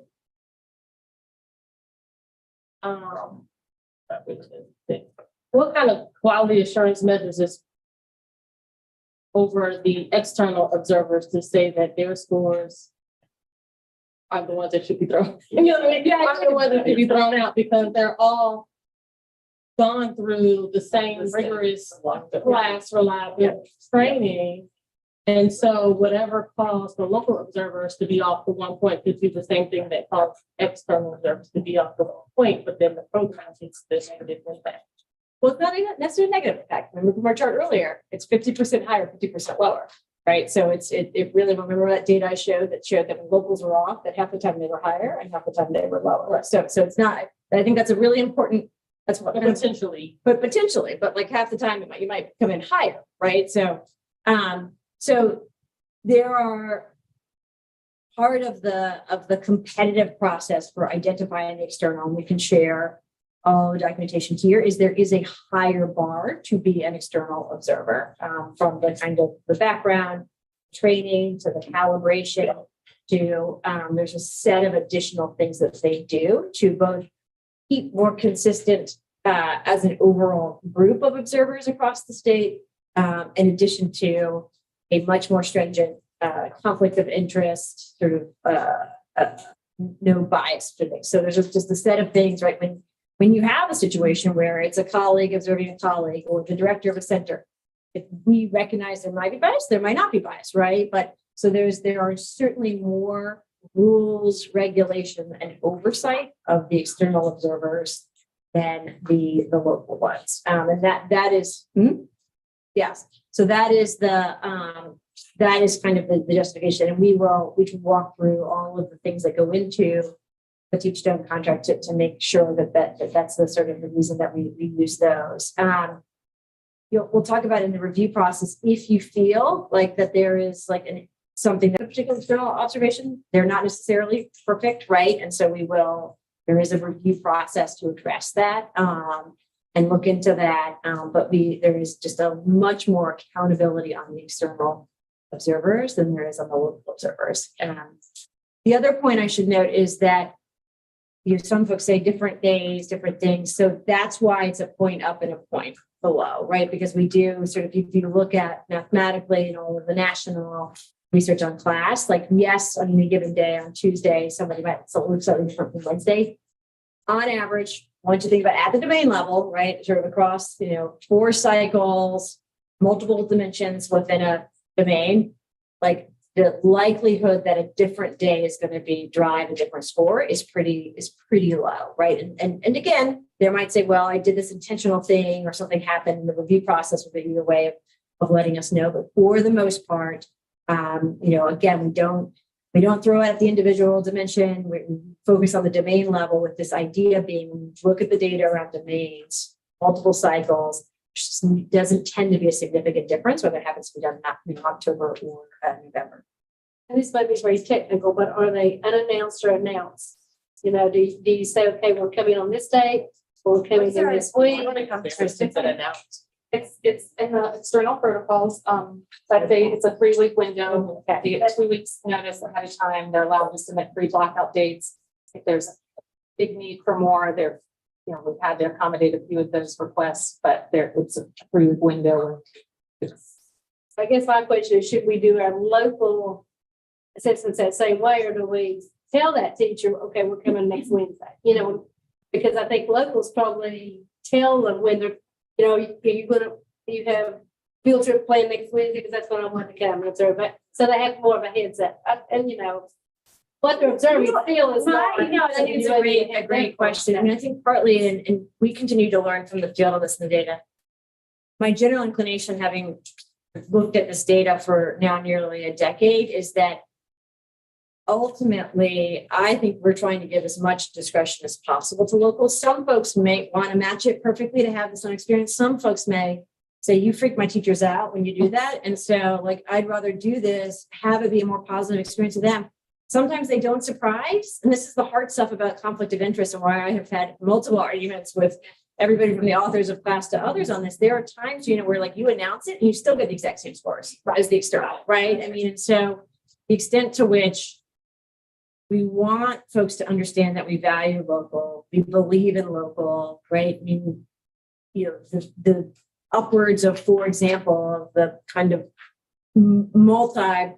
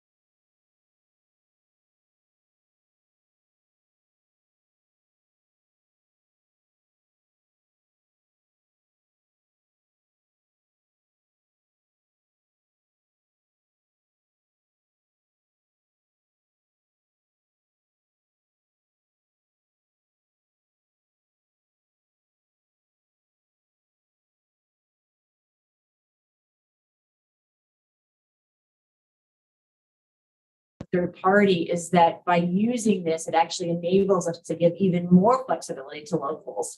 Some folks will want to match on timing. Some will say, if that 30 party goes out, I'm going to have my principal go the next day, right? Just to sort of, and some won't and will still. And the other thing I should note, and we will bring this data to you all, we'll be able to look at dates, we'll be able to look at times, we'll be able to look at observers.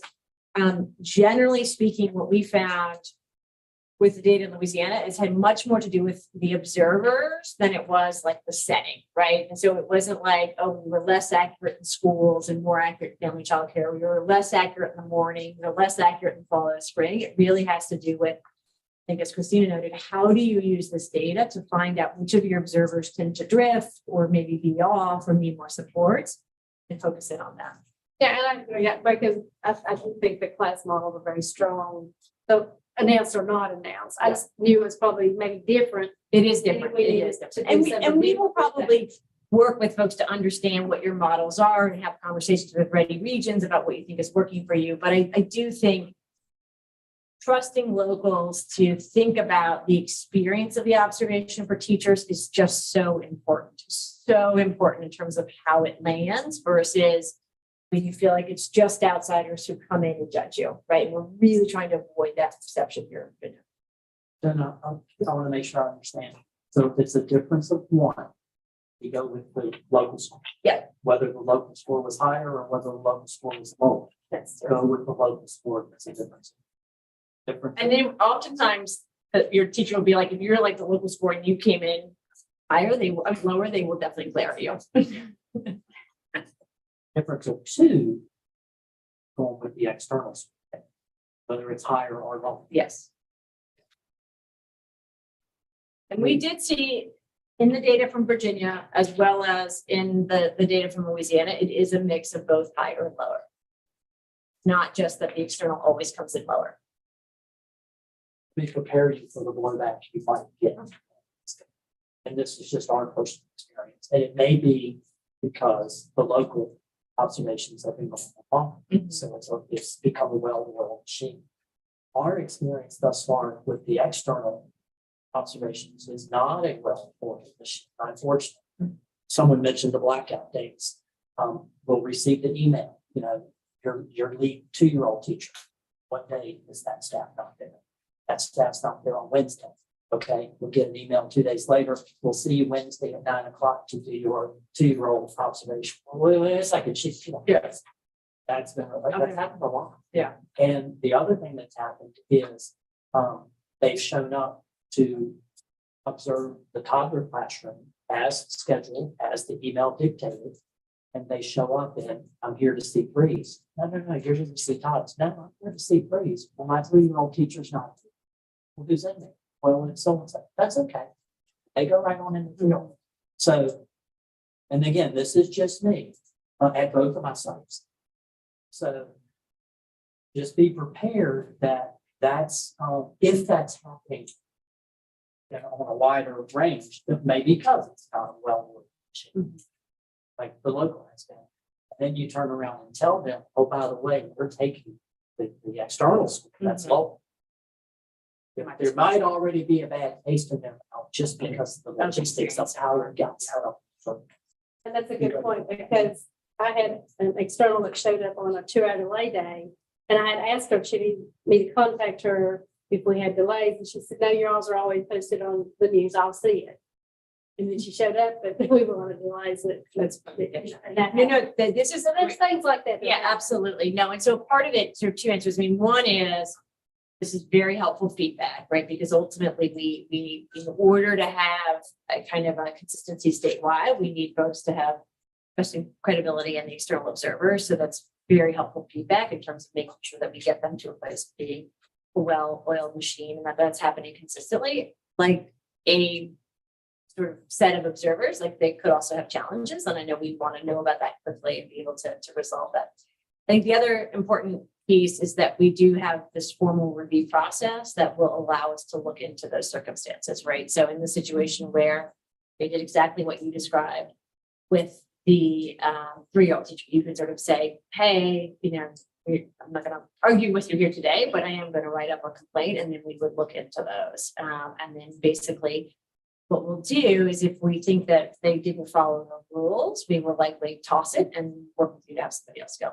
So that's the other kind of important thing to think about it, right? Like and we'll work on communicating. One, we don't want there to be any chilling effect. Everybody should feel free to give us this feedback. Two, if for some reason it was not appropriately done or didn't follow the rules, like we will not use those observations, right? There's nothing that holds us to that. And our contract with them always gives us some legal room, right? So that we can make sure that if we need to deploy more of them to kind of address errors, that we do that. We deploy that sort of working closely with you.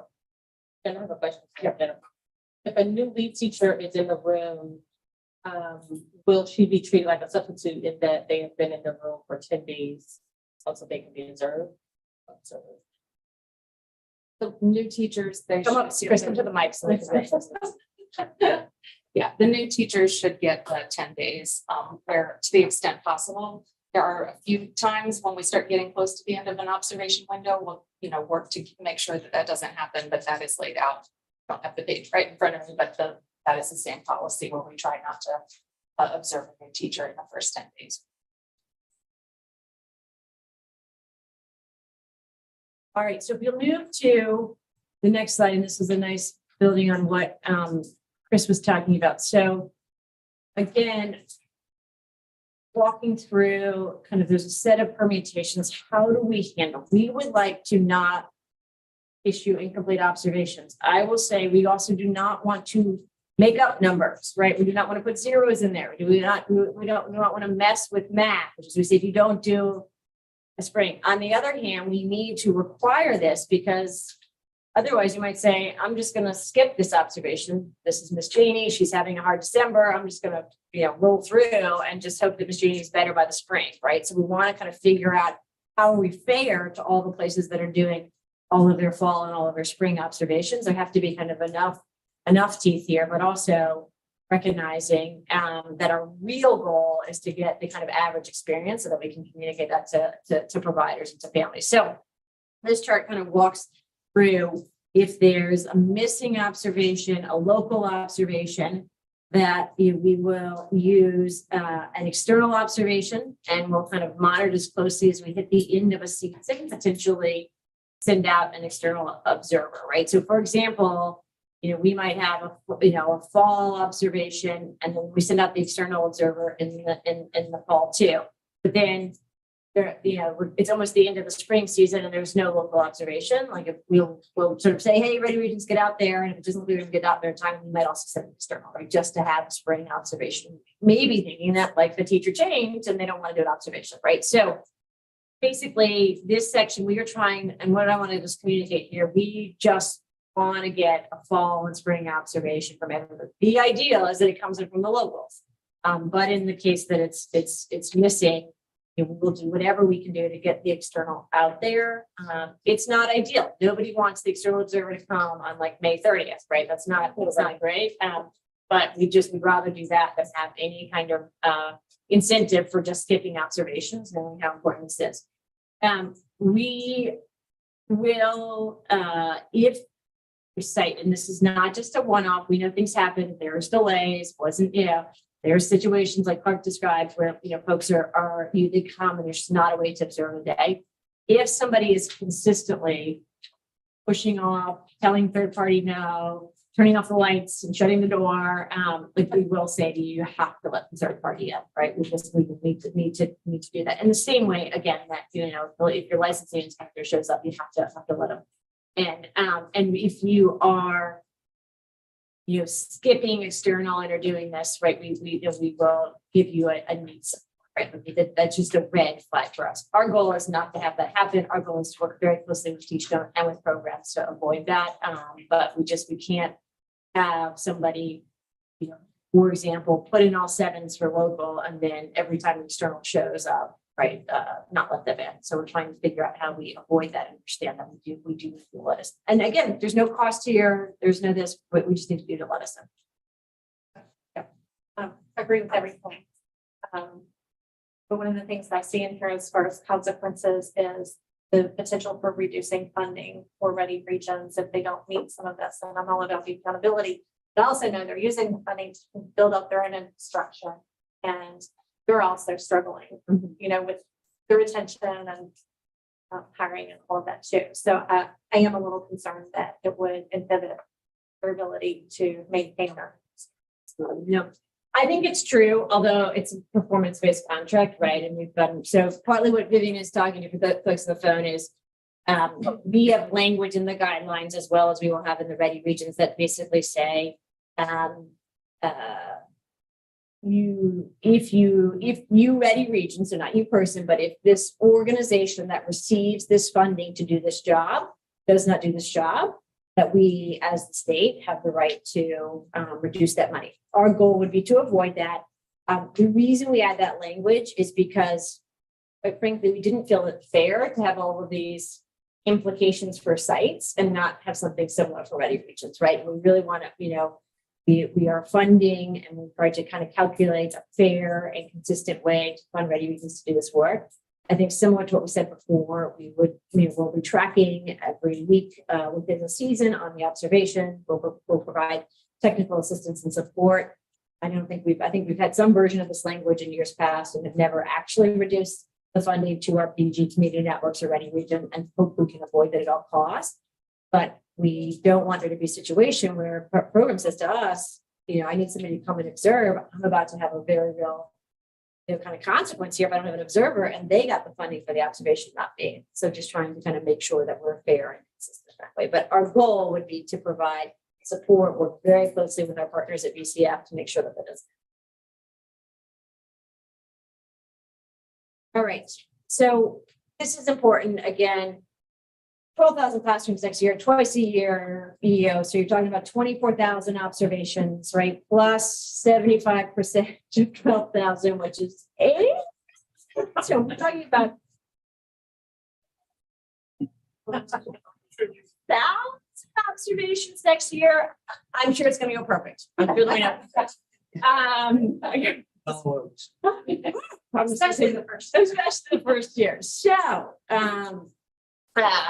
as we noted before, there will be issues that will happen. We will have snow days. We will have with the atmospheric river, is that the thing happening in California every other week? We will have, you know, micro somethings that occur. There will be things that happen to your teachers.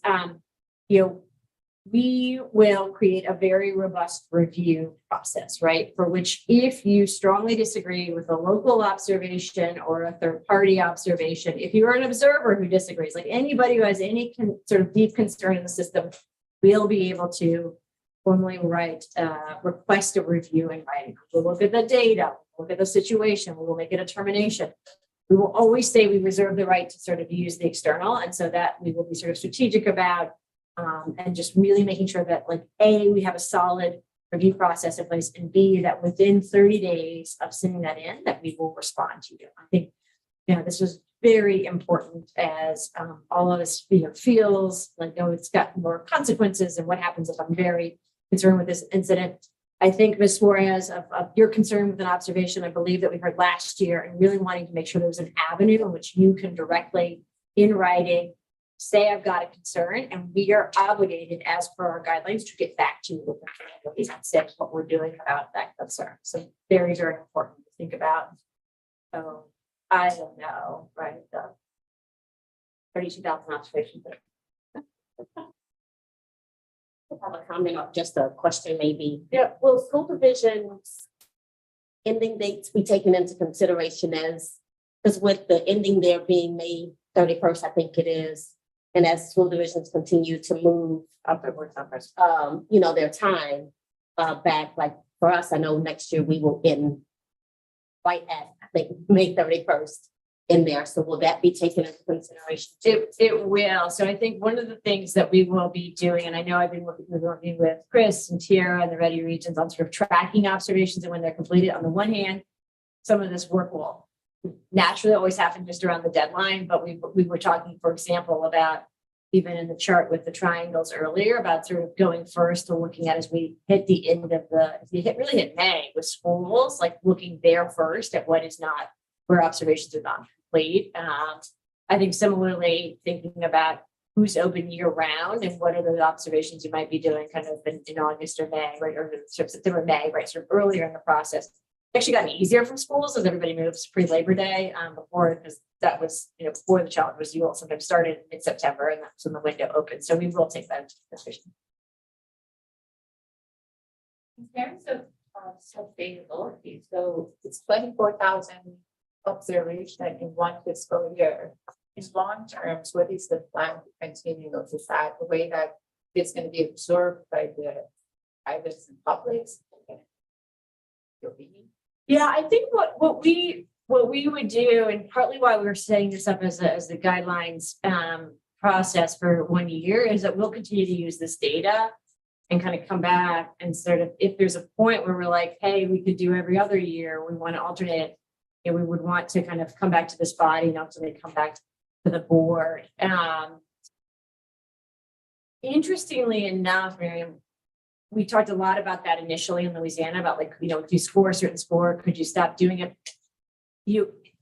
Over time, folks came to value the observations and to see even the incremental improvement, to Dr. Nelson's point earlier. And so I think you start to think of is there a better investment in these 24,000 observations, right? And actually when you get into there, in addition to kind of the accountability purposes, if you really want to support improvement, understanding what's happening in that classroom is the best, one of the best, if not the best way to support improvement. So I think we remain open. We have made sure that there is sufficient investment for both the Ready region and for the third party. Like those are the real, so there's really three real costs of the system, right? So one is the investment that goes out to the Ready regions, and we will continue to fund that with the Child Care Development Block Grant. The second is in the third party, which is a much, much smaller number of observations. And we could also use the block grant to fund that. And then the third is in Link 5, which is again, highly, highly valuable in terms of all of the data that it'll share and our ability to connect it to the K-12 data and longitudinal data system. So, all of those are allowable expenses for the federal block grant, which is sort of pretty sustainable year over year, in addition to kind of the other state investments. And then the only kind of question, a really big expense related to the measurement improvement system is BQB5, but there's such a sort of one sort of powerful following behind it, and two, we think it might show that it's actually helping, turnover would be even higher if not for it. So we're prepared to kind of sustain it at its current rate, but if the data starts to suggest over time that there's sort of a level of consistency and we don't need to do annual observations, or we can do it once a year, I think we're willing to kind of come back and say that. Our folks have often said that it has higher stakes if it's only once a year, right? I mean, that's one thing we could do is say, we're just going to do once a year. And honestly, when we had those conversations with folks in the field here, as well as in Louisiana, folks said, I don't want that. I'd rather have a fall and spring. I'd rather, capture 2 different days, 8 different cycles versus 4. But again, I think we're open to future years. So, there is sufficient funding to sustain this, to Vivian's point about we want to make this investments in programs and teachers in Ready regions, but we are also open as the system evolves to making some shifts if less observations. I think. Great questions. A comment just related to that, and I was texting my team just to make sure I didn't have the wrong information. But like for some of our teachers within just one semester, that first block, that one teacher may have had a local class observation because we are also Head Start and VPI mixed. So they may have had a Head Start class, another external observation, and then just their principals' observations in general. Is there any consideration to looking at just that number? Because that's quite a bit for one staff member to absolutely do. No, it's a great question. So one would be our general understanding of there's not a ton of flexibility around the Head Start observations. And they tend to use, depending on the time, a slightly different protocol, right? So thought about, well, could you use your Head Start observation system? And often we hear from Head Start programs, I prefer not to, right? Like I'd rather use the local observer and the kind of the current system, just because some of the reasons that Gina talked about earlier, it's more within our control. And we look each year at kind of what the Head Start folks are saying about the reviews and how that compares. And there's just no guarantee it's going to line up perfectly with Virginia. So that there's a little bit less flexibility, although hopefully, you're only on that kind of cycle every couple of years. We would encourage, where possible, and this was,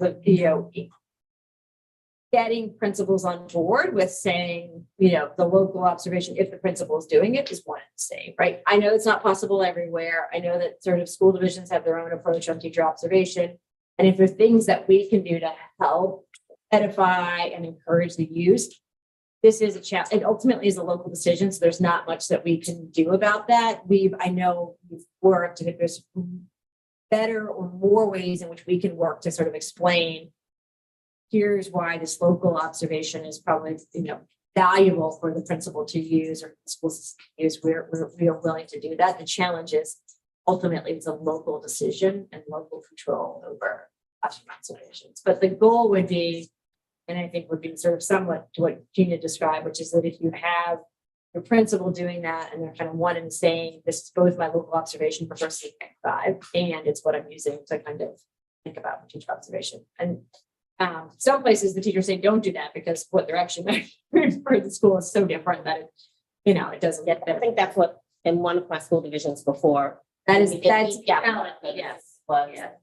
Class not to be a part of. And if there is work for us to support senior leadership or have conversations, we're certainly open and willing to do that. And help people understand that. I know we've been doing some engagement with superintendents about this for sure. Okay.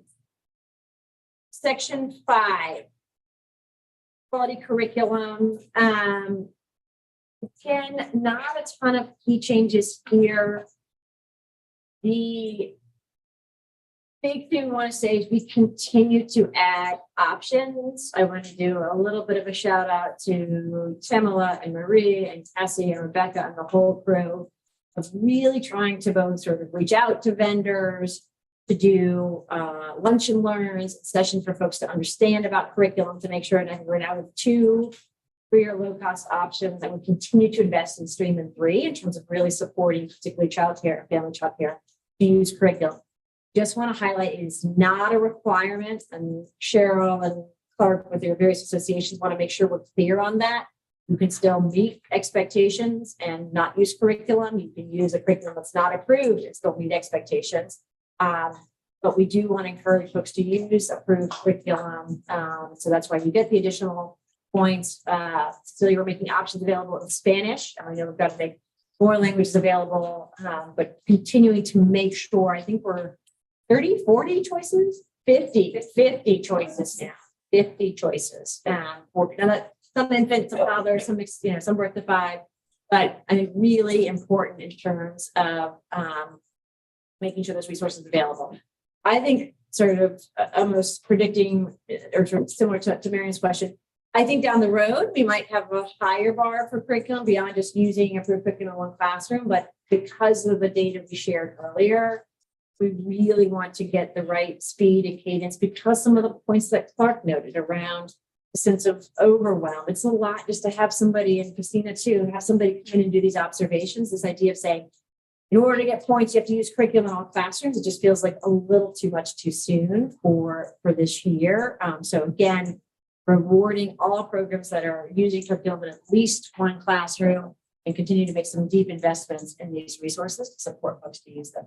There also are a ton more resources crosswalking class and curriculum, which is important, right? This idea of how do you support teachers day in, day out to be more intentional about their interactions, and curriculum is a really important tool for that. Okay, this is a little bit more detailed here. What I described, there's the 50 plus, and then this is how you receive the 100 points. Okay, let's talk about, any questions on section 5? All right, we are moving right along here, section 6. So again, the idea of recognition and consequences, I want to be really clear that we're not taking anybody's public funds for their performance this year, right? We want to recognize folks. We will do certificates for everybody in the system in addition to profiles. We know the sector loves their certificates. So making sure to get those out will be important in addition to the quality profiles. I want to make sure we hold some time for feedback on the profiles. This is still very much in development. And then again, walking through, we'll have a data verification process. So kind of an annual process, and where we make sure we've got the data, we're sharing with you in advance of what's going on in that profile and making sure that lines up with what you think your information is. So just an important, in addition to kind of what we are talking about earlier with the review process, the importance of having a very clear, there's a process kind of coming in terms of how you verify data, so that when these profiles come out in the fall, there are no surprises, right? We've been working with you throughout the late spring, early summer to make sure you understand what the data will be about your sites and that you are fully prepared for that. So let's take a moment, and I really want to make sure this is clear. If we can move to the next slide, and recognition of consequences. So we talked about the certificate document. You're not required to post your certificate. It's not like a license. This is totally optional. What you want to do with it, we want to make sure there's a certificate if you're available. We will keep the same delineation for the needs support. And the only requirement, the only kind of consequence will be if you score very low, we will require you to participate in improvement planning. Again, we're not talking about taking your dollars. We're not talking about any kind of other punishment, but really saying there are free resources available to you. You are absolutely the priority for these resources. How do we work with you to achieve this? And that basically we'll kind of talk a little bit more about that, but what that really will look like in the next section is just a series of efforts to work with you to take advantage of resources like coaching, like supports, that go for it. So that's it, right? A certificate. And in the case of a very low score, some hands-on work with you to support you to improve. Okay, so we are still working on the profiles. We got lots of feelings and strong things. What I would say is I want to sort of take your feedback. You can also draw all over it and give it to Chris. And I should note this. An endorsement of the guidelines does not mean you're endorsing this, okay? This is still very much a work in progress. We need you to endorse the idea of a profile and how we can share that. But again, we are still open to feedback. But what we talked about last year and what's important is figuring out a number means almost nothing, right? I mean, it's almost certainly like technical, like, what does 5.08 mean, right? Like, it's like, huh? So we think we need a profile that showcases, right, that 99% of our programs meet expectations, right? Like, that showcases programs, and we want to work with the field to do that. We also have an obligation for the law to share the measurement and the rating and some of the results, but this is very much a work in progress. What this slide articulates is kind of the steps that we'll take and the level of engagement. Ultimately, it will be an online website. We're working to kind of build out that, but a ton of flexibility on what that might look like, and more work to come there. So again, don't think of this as an endorsement of this sample, but more of an endorsement of this multi-step process to engage families, practitioners, and stakeholders around the profiles before we roll them out. And then last, but certainly not least, just walking through before anything goes up on our website, there will have been multiple efforts to communicate in writing what your profile will say, what the result is, to correct information. And so wanted to know, and we work very closely to Vivian's question earlier with Ready Regions, but we don't want there to be any surprises. This is a different process, right? With BQ, it was kind of on a rolling basis. So you kind of get your score and it will go up. This will be a discrete point in time. So similar to what you have with the school quality profiles. And so what we do is we will work as a field to prepare for it. We'll then roll it out. We'll think about engagement of superintendents. We'll think about engagement of Head Start grantees and boards. Right? We'll make sure there are no surprises and that you understand your information, and particularly in this first year, that we're supporting you to engage your stakeholders around this. So this is a really, really important as you think about what a big shift is, and almost to some of the points that Clark made earlier about how do we keep people willing to be part of this process, being very thoughtful about engagement, communication, making sure that you're not surprised. Another piece of that. Okay. Questions about the results, the profiles? Then just one on this time slot for fall of 24 quality profiles posted. Under that, VDOE will inform families of the profiles. How would they go about it? So probably I think we'll look for your feedback on that. I mean, I think that sort of the typical way is like we'll say a press release, right? That's sort of on whatever date the Virginia Department of Education released 3,600 profiles, and here's the new website. That is one way. We would be open if there are other and better ways to do that as well. If there are partnerships with ready regions around engaging families, we'll go to the family councils to kind of get their take on the website. So thinking about that, we could engage with the local departments of social services around that. So we're very open if there are ways to do that, but it's sort of what we first do is make sure you see your profile, know what's up there, and then probably at a minimum do a press release.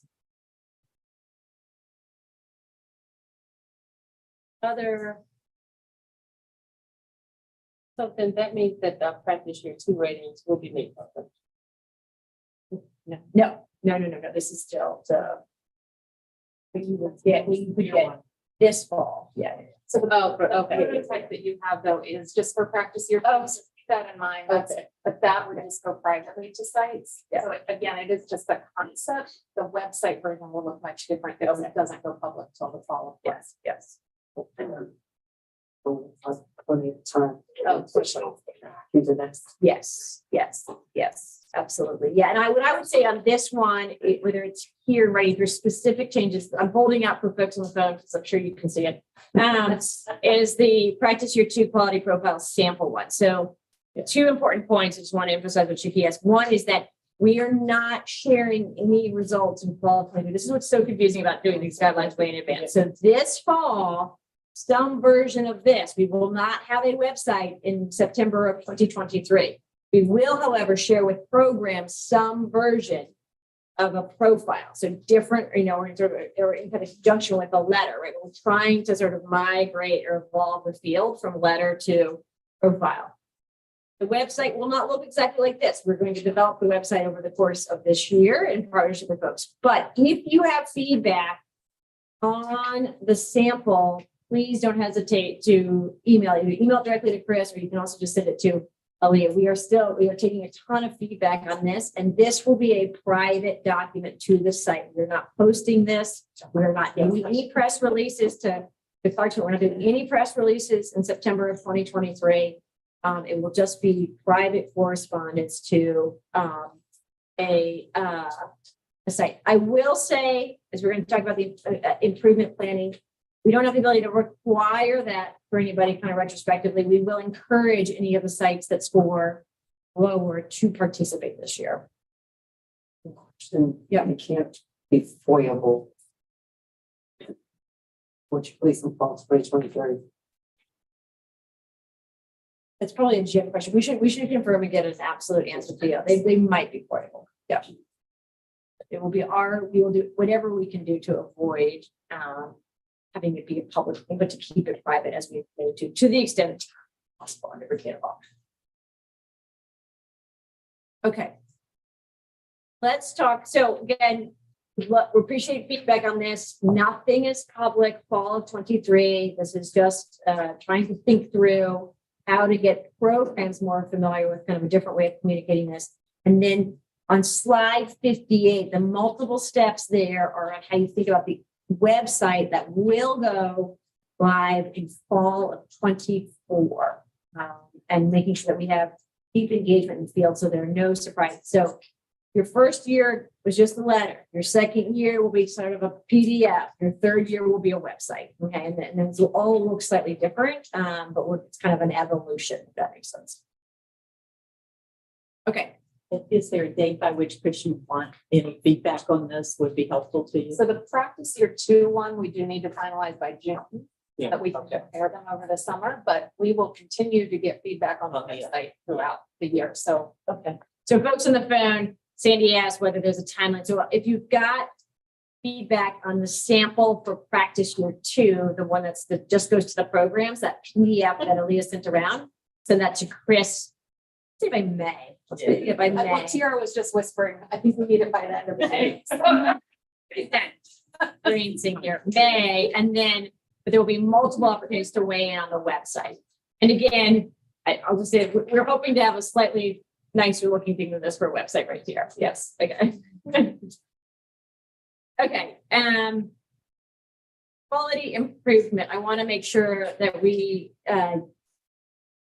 very important. I kind of go back to our guiding principles around ultimately, in some ways, these are numbers, right, that may or may not, mean a ton to sort of outsiders, but are really, really important for programs and for educators, and really thinking about systematically how do we make improvement the goal. And I think whether it's the workforce challenges you're facing, whether it's what Gina and Jen were alluding to in terms of newer teachers, like there's certain structural things that we just can't change that are just hard for our sector right now, but we can infuse a sense of continual improvement within the system and really have everybody feel like there's a benefit to being a part of that. So we've tried to be intentional about that from the beginning, and really, as we'll talk a little bit about some of the classroom profile, thinking about that, all of our different subgroups in some of our kind of settings. So I want to talk a little bit first about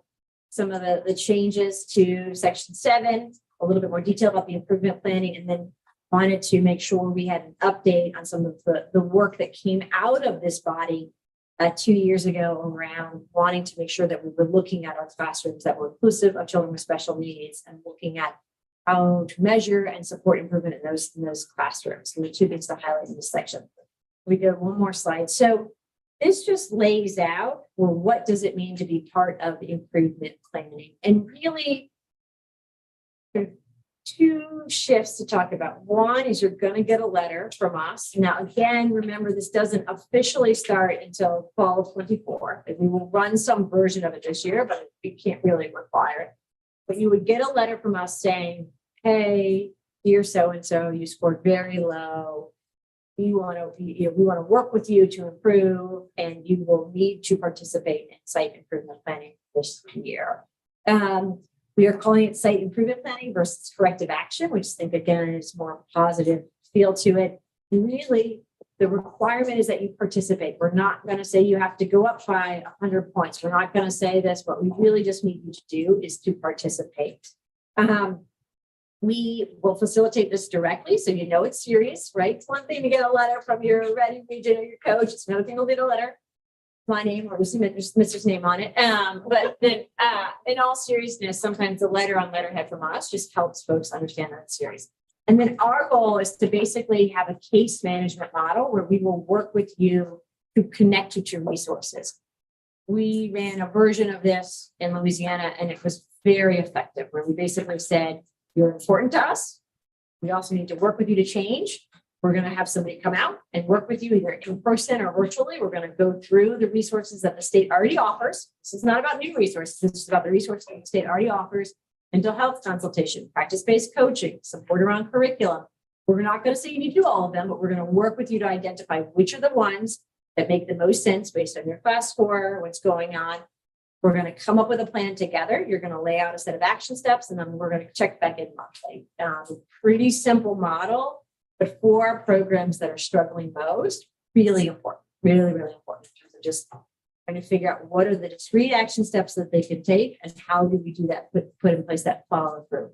What we found in Louisiana was improvement across the board and the things that we were already paying for, but folks would, and I know we've talked about this in terms of the improvement investments.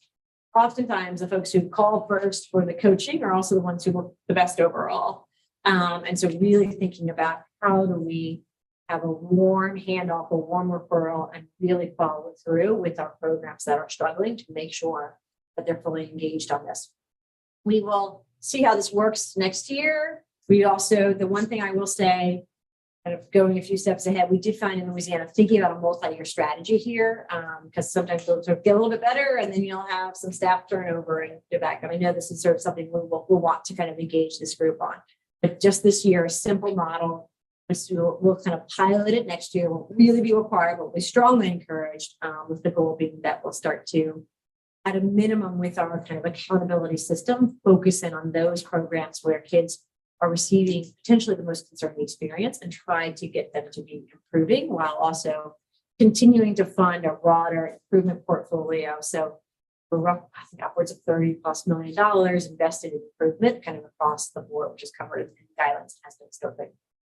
Okay, let's talk for a moment. I just want to make sure we do a full update, and I'll ask for help from Sandy here if there's anything that I missed. But we've also been looking at particular other investments in improvement, in specifically for some of the classrooms and the populations that we're most worried about. And so again, going back to our guiding principles, is thinking sort of broadly about improvement, but then you'll notice kind of a commonality here, both in terms of site improvement planning.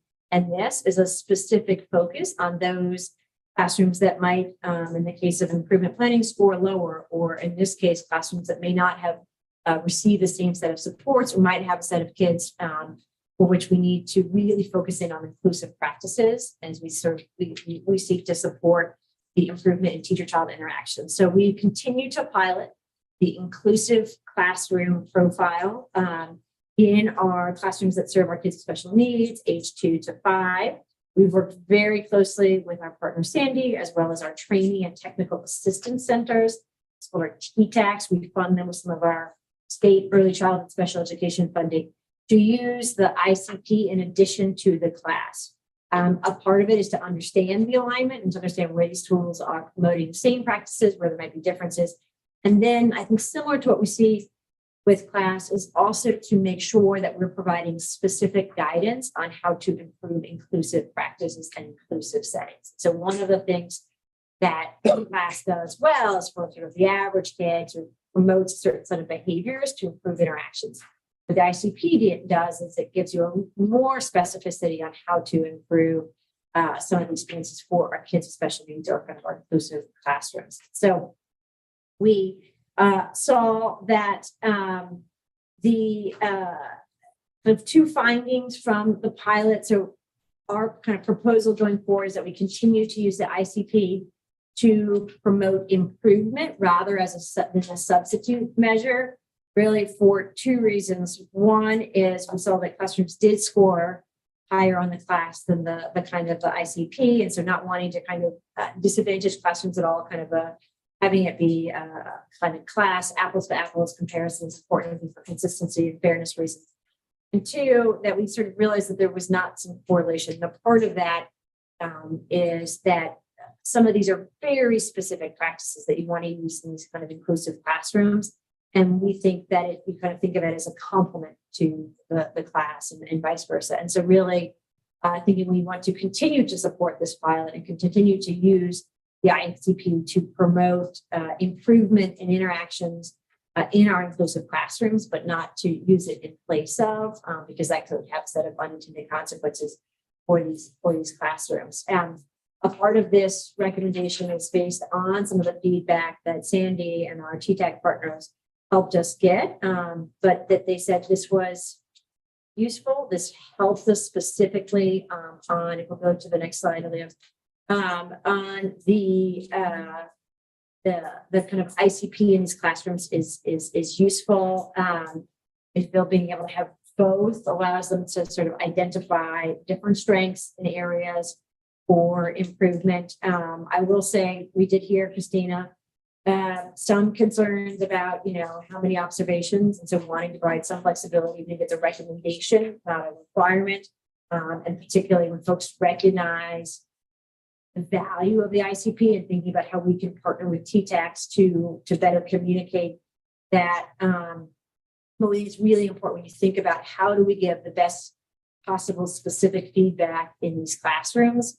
If there is an interest in using the ICP, making sure it's available and providing this reports around that. So that wanted to share that feedback. I think, trying to always balance with sort of how many observations we have, but also recognizing there are cases where you'll need to use a complementary tool.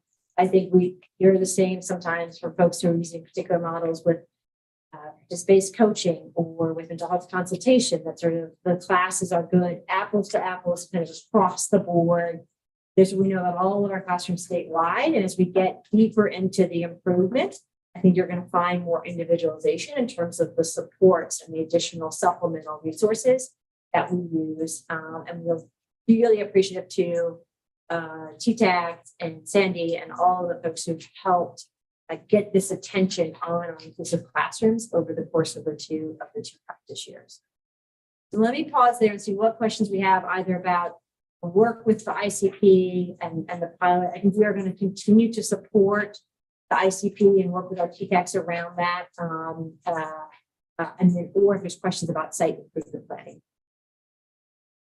And folks will notice I put a protocol. If you're not familiar with the tool, you can take a look at that. Have some manuals here. It is a reliable tool also that we have folks that have reached reliability at the national level. A lot of states are using it as a part of their, or to augment their college improvement. And again, which Jenna and her team have certainly worked super well with us in terms of looking at getting young children with disabilities to have access, just to be in classrooms.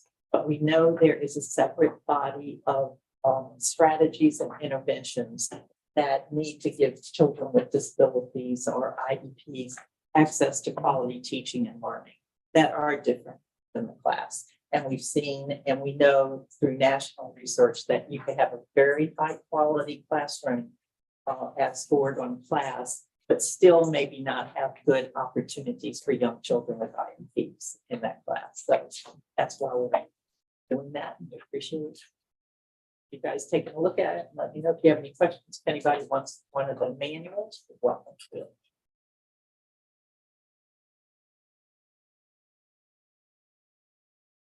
All right, let's move on to next steps here. Woo-wee. It's been a minute. It's been a minute to do a long meeting like this. So this is awesome. I love playing this topic. So here's where we are. We are still soliciting feedback as we go into our meetings with the Virginia Board of Education. So we will host a webinar. Happy St. Patty's Day. Nothing more fun than a statewide webinar on St. Patrick's Day tomorrow. So we'll be sharing this broadly with the field. We will take it to the April Board of Education. We will likely do a work session in which I will share some of this data with our board, walk them through this, and then on the actual board meeting, walk them through the guidelines. We will, Vivian's point earlier, begin to engage our public, and parts to actually begin to engage our publicly funded sites this spring. So you're going to start seeing letters go out, engaging ready regions saying, hey, this is, you are not currently participating in practice year 2. Here are the expectations. Clark, Cheryl, others, if there's ways to get to associations and other groups, really want to make sure that there are no myths out there about sort of high expectations, requirements to score well, requirements to use curriculum, really making sure that we're level setting what is and is not required in terms of participation, right, and kind of consequences. And we will really work to do both state and regional information sessions. So again, with this idea of being a lot of socialization around these guidelines, not only because we need to get it passed by the board, but more importantly, to be preparing the field for August. We will work with each of the various entities around just making sure we're clear on the consequences of non-participation, again, with the goal being that get everybody to participate. And then we will bring more data to you all. We will do, we'll close out practice year 2. We'll have we had 2,600 sites participate, again, 7,000 classrooms. Observations last fall, let's suppose we get, that amount. So we'll have, even it's amazing, we'll have this summer, 14,000 classroom observation results, plus some third party, right? So we're about 15,000, I think. We'll have the results of 15,000 observations for you. And we will use that as a learning experience. We'll figure out how we partner with other regions to share the information, improvement partners, who was supporting in the field, as well as supporting the rollout of the practice year, the private practice year templates, nothing public fall 2023. We'll then kick off next year while also engaging the field on what the website might look like for fall.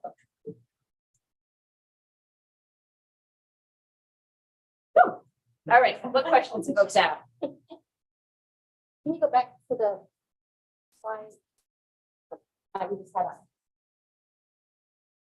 So where you have there the working with the ready regions around the communication efforts, the one pager that's going to be created for the programs, but we also look into creating something that's geared towards parents and families, helping them understand or making sure they're aware of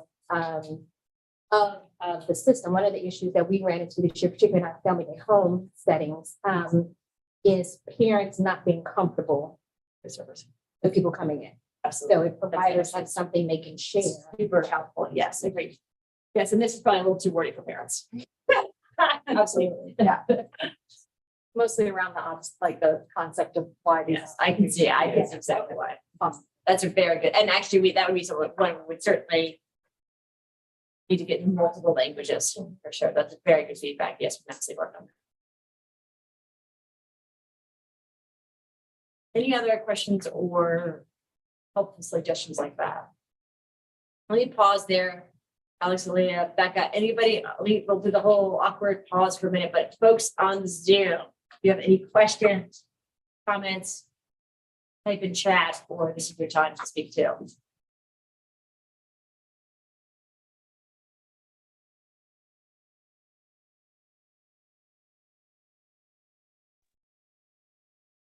There are no current questions.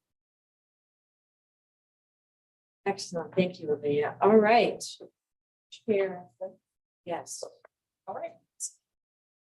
Do we have a motion to approve? Endorse. A motion to endorse.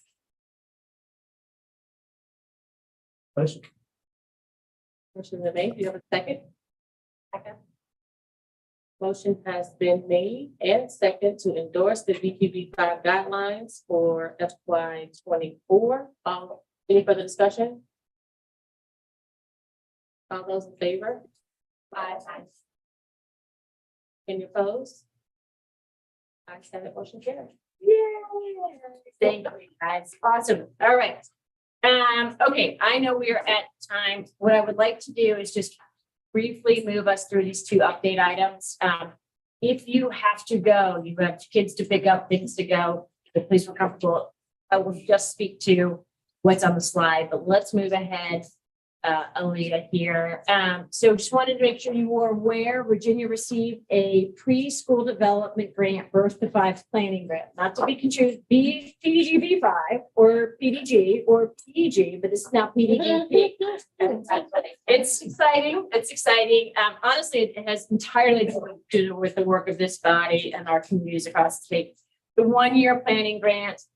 We will update our needs assessment and strategic plan using much of the data that we have.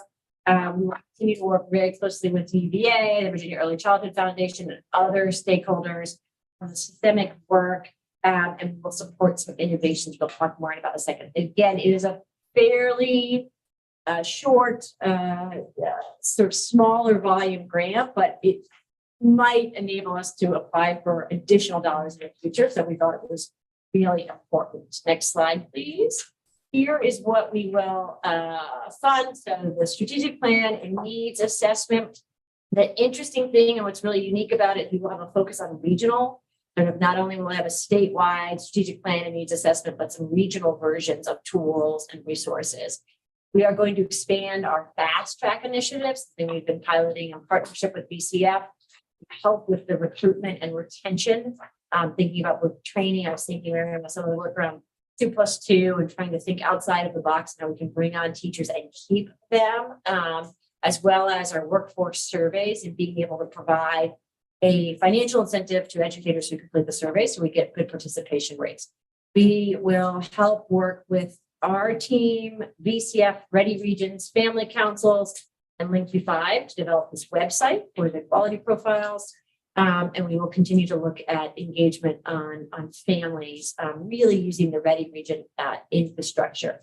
Last but not least, we're gonna fund and try and navigate our program. So I was actually thinking about what you were talking about, but Becca, Alex, and our team are going to hire folks who will help private providers navigate the work with Jeff's team and health and safety, applying for subsidy, getting part of the program. We just think that we have folks out there who look at the total universe of registered programs who we could get them to take subsidy and be a part of this. You know, we've grown subsidy from 20,000 kids to over 37,000 kids. We'll keep growing, and we know we're going to need more supply, and wanting to think about both how we get new folks to take subsidy as well as potentially increasing capacity, how we can get more classrooms open. So that's an exciting new program we're going to start called Navigators. We'll hire those 2 areas of the state, and really sort of excited to see if there's a way we can better help on the supply issue. That is the next slide there. I just spoke ahead of what it was to say. There's a little bit more detail about that. And I think we're very excited. Huge thanks to the Office of Child Care, Health and Safety, the Office of Access and Enrollment, but really thinking through, again, that's kind of a case management model.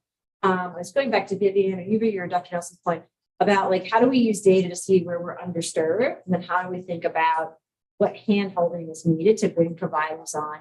Cheryl, I'm also really excited from a family child care perspective. I think there's certain areas that are underserved that there's never going to have enough kids to open a center. And so thinking about how we can strengthen and make it a little easier for family child care to be kind of on the grid and take subsidy will be a top priority for that.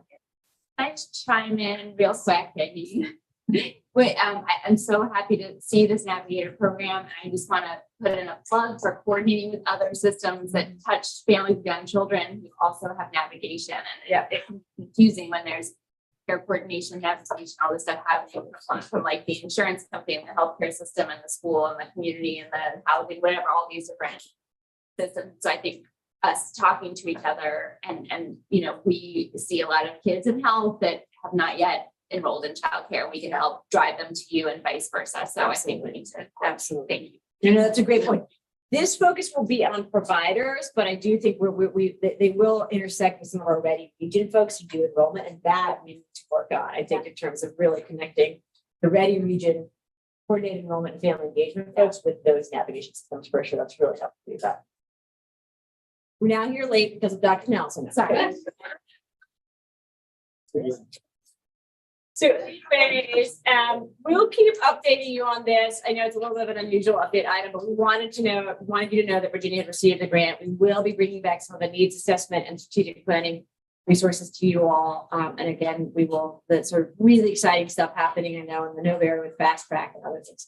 Okay, you thought this meeting was long. We thought this meeting was long. Okay. You got the bus running. So. Yeah.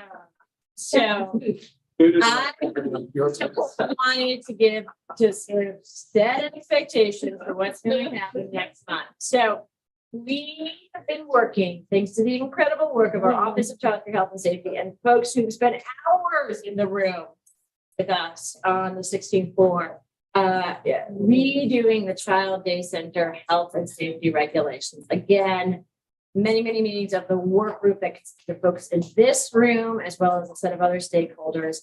And now we're at the point where we're going to come to the ECAC and ask for your endorsement. So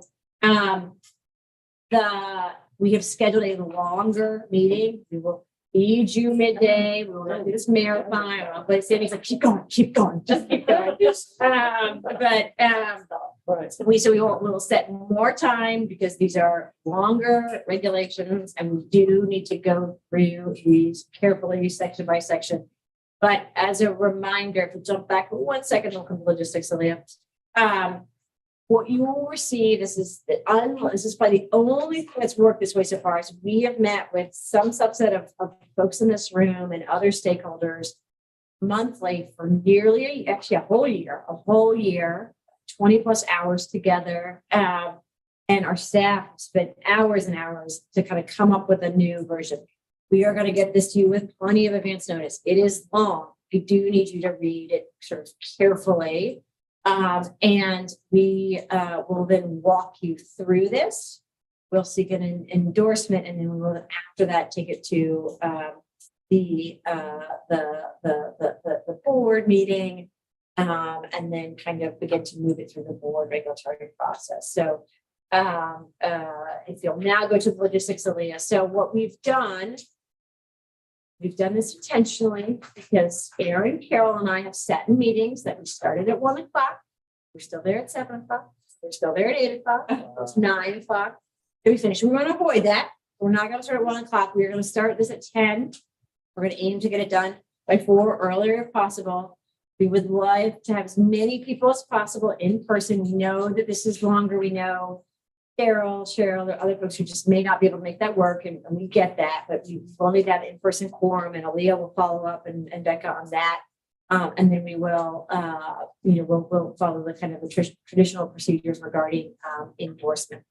Please let us know by the 24th. We will have to move this if we don't have quorum. This is going to be a big deal. We're going to have public speakers of the board. It's going to be whole thing. If you think about kind of, all of our licensed programs. And so we will want to get a full endorsement. You will want to get any recommendations you have, but we will need more time with you. We will need you in person to guide that in person form. If that is, let me see, pause. Are there questions about this? And the one thing I will say again, it's on me now because we got a final. So we will get, we'll try to give you more notice than we typically do for the reading of this. The clerk will hold us to this, but to make sure that you can read it all. Clark has read it many, many times. Except Jen, check you and others. So.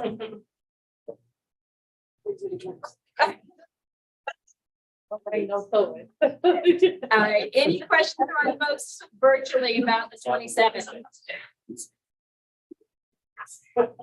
And then we'll work with Becca and Aaliyah and Alex and we'll get food preferences and that kind of thing as we get closer to the date. And it probably begins 56 pages. We had to be very efficient. They were. It is really efficient. Jenna, if I may add, so if you need lodging, give them some reimbursed for that. So if you can let me know if you'll need lodging by the 27th, so I can get the ball rolling on that as well. If folks on the phone, if you can't hear Leah, so if you need lodging, if you're a certain distance from Richmond, please let Leah know by March 27th.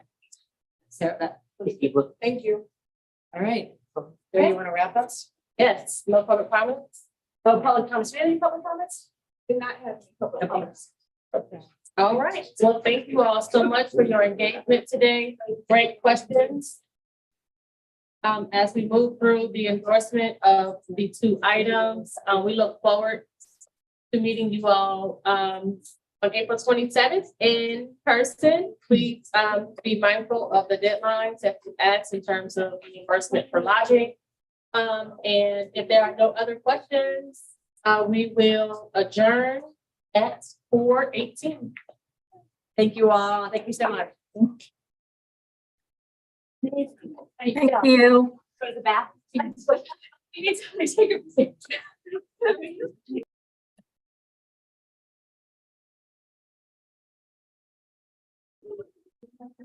Thank you. Bye.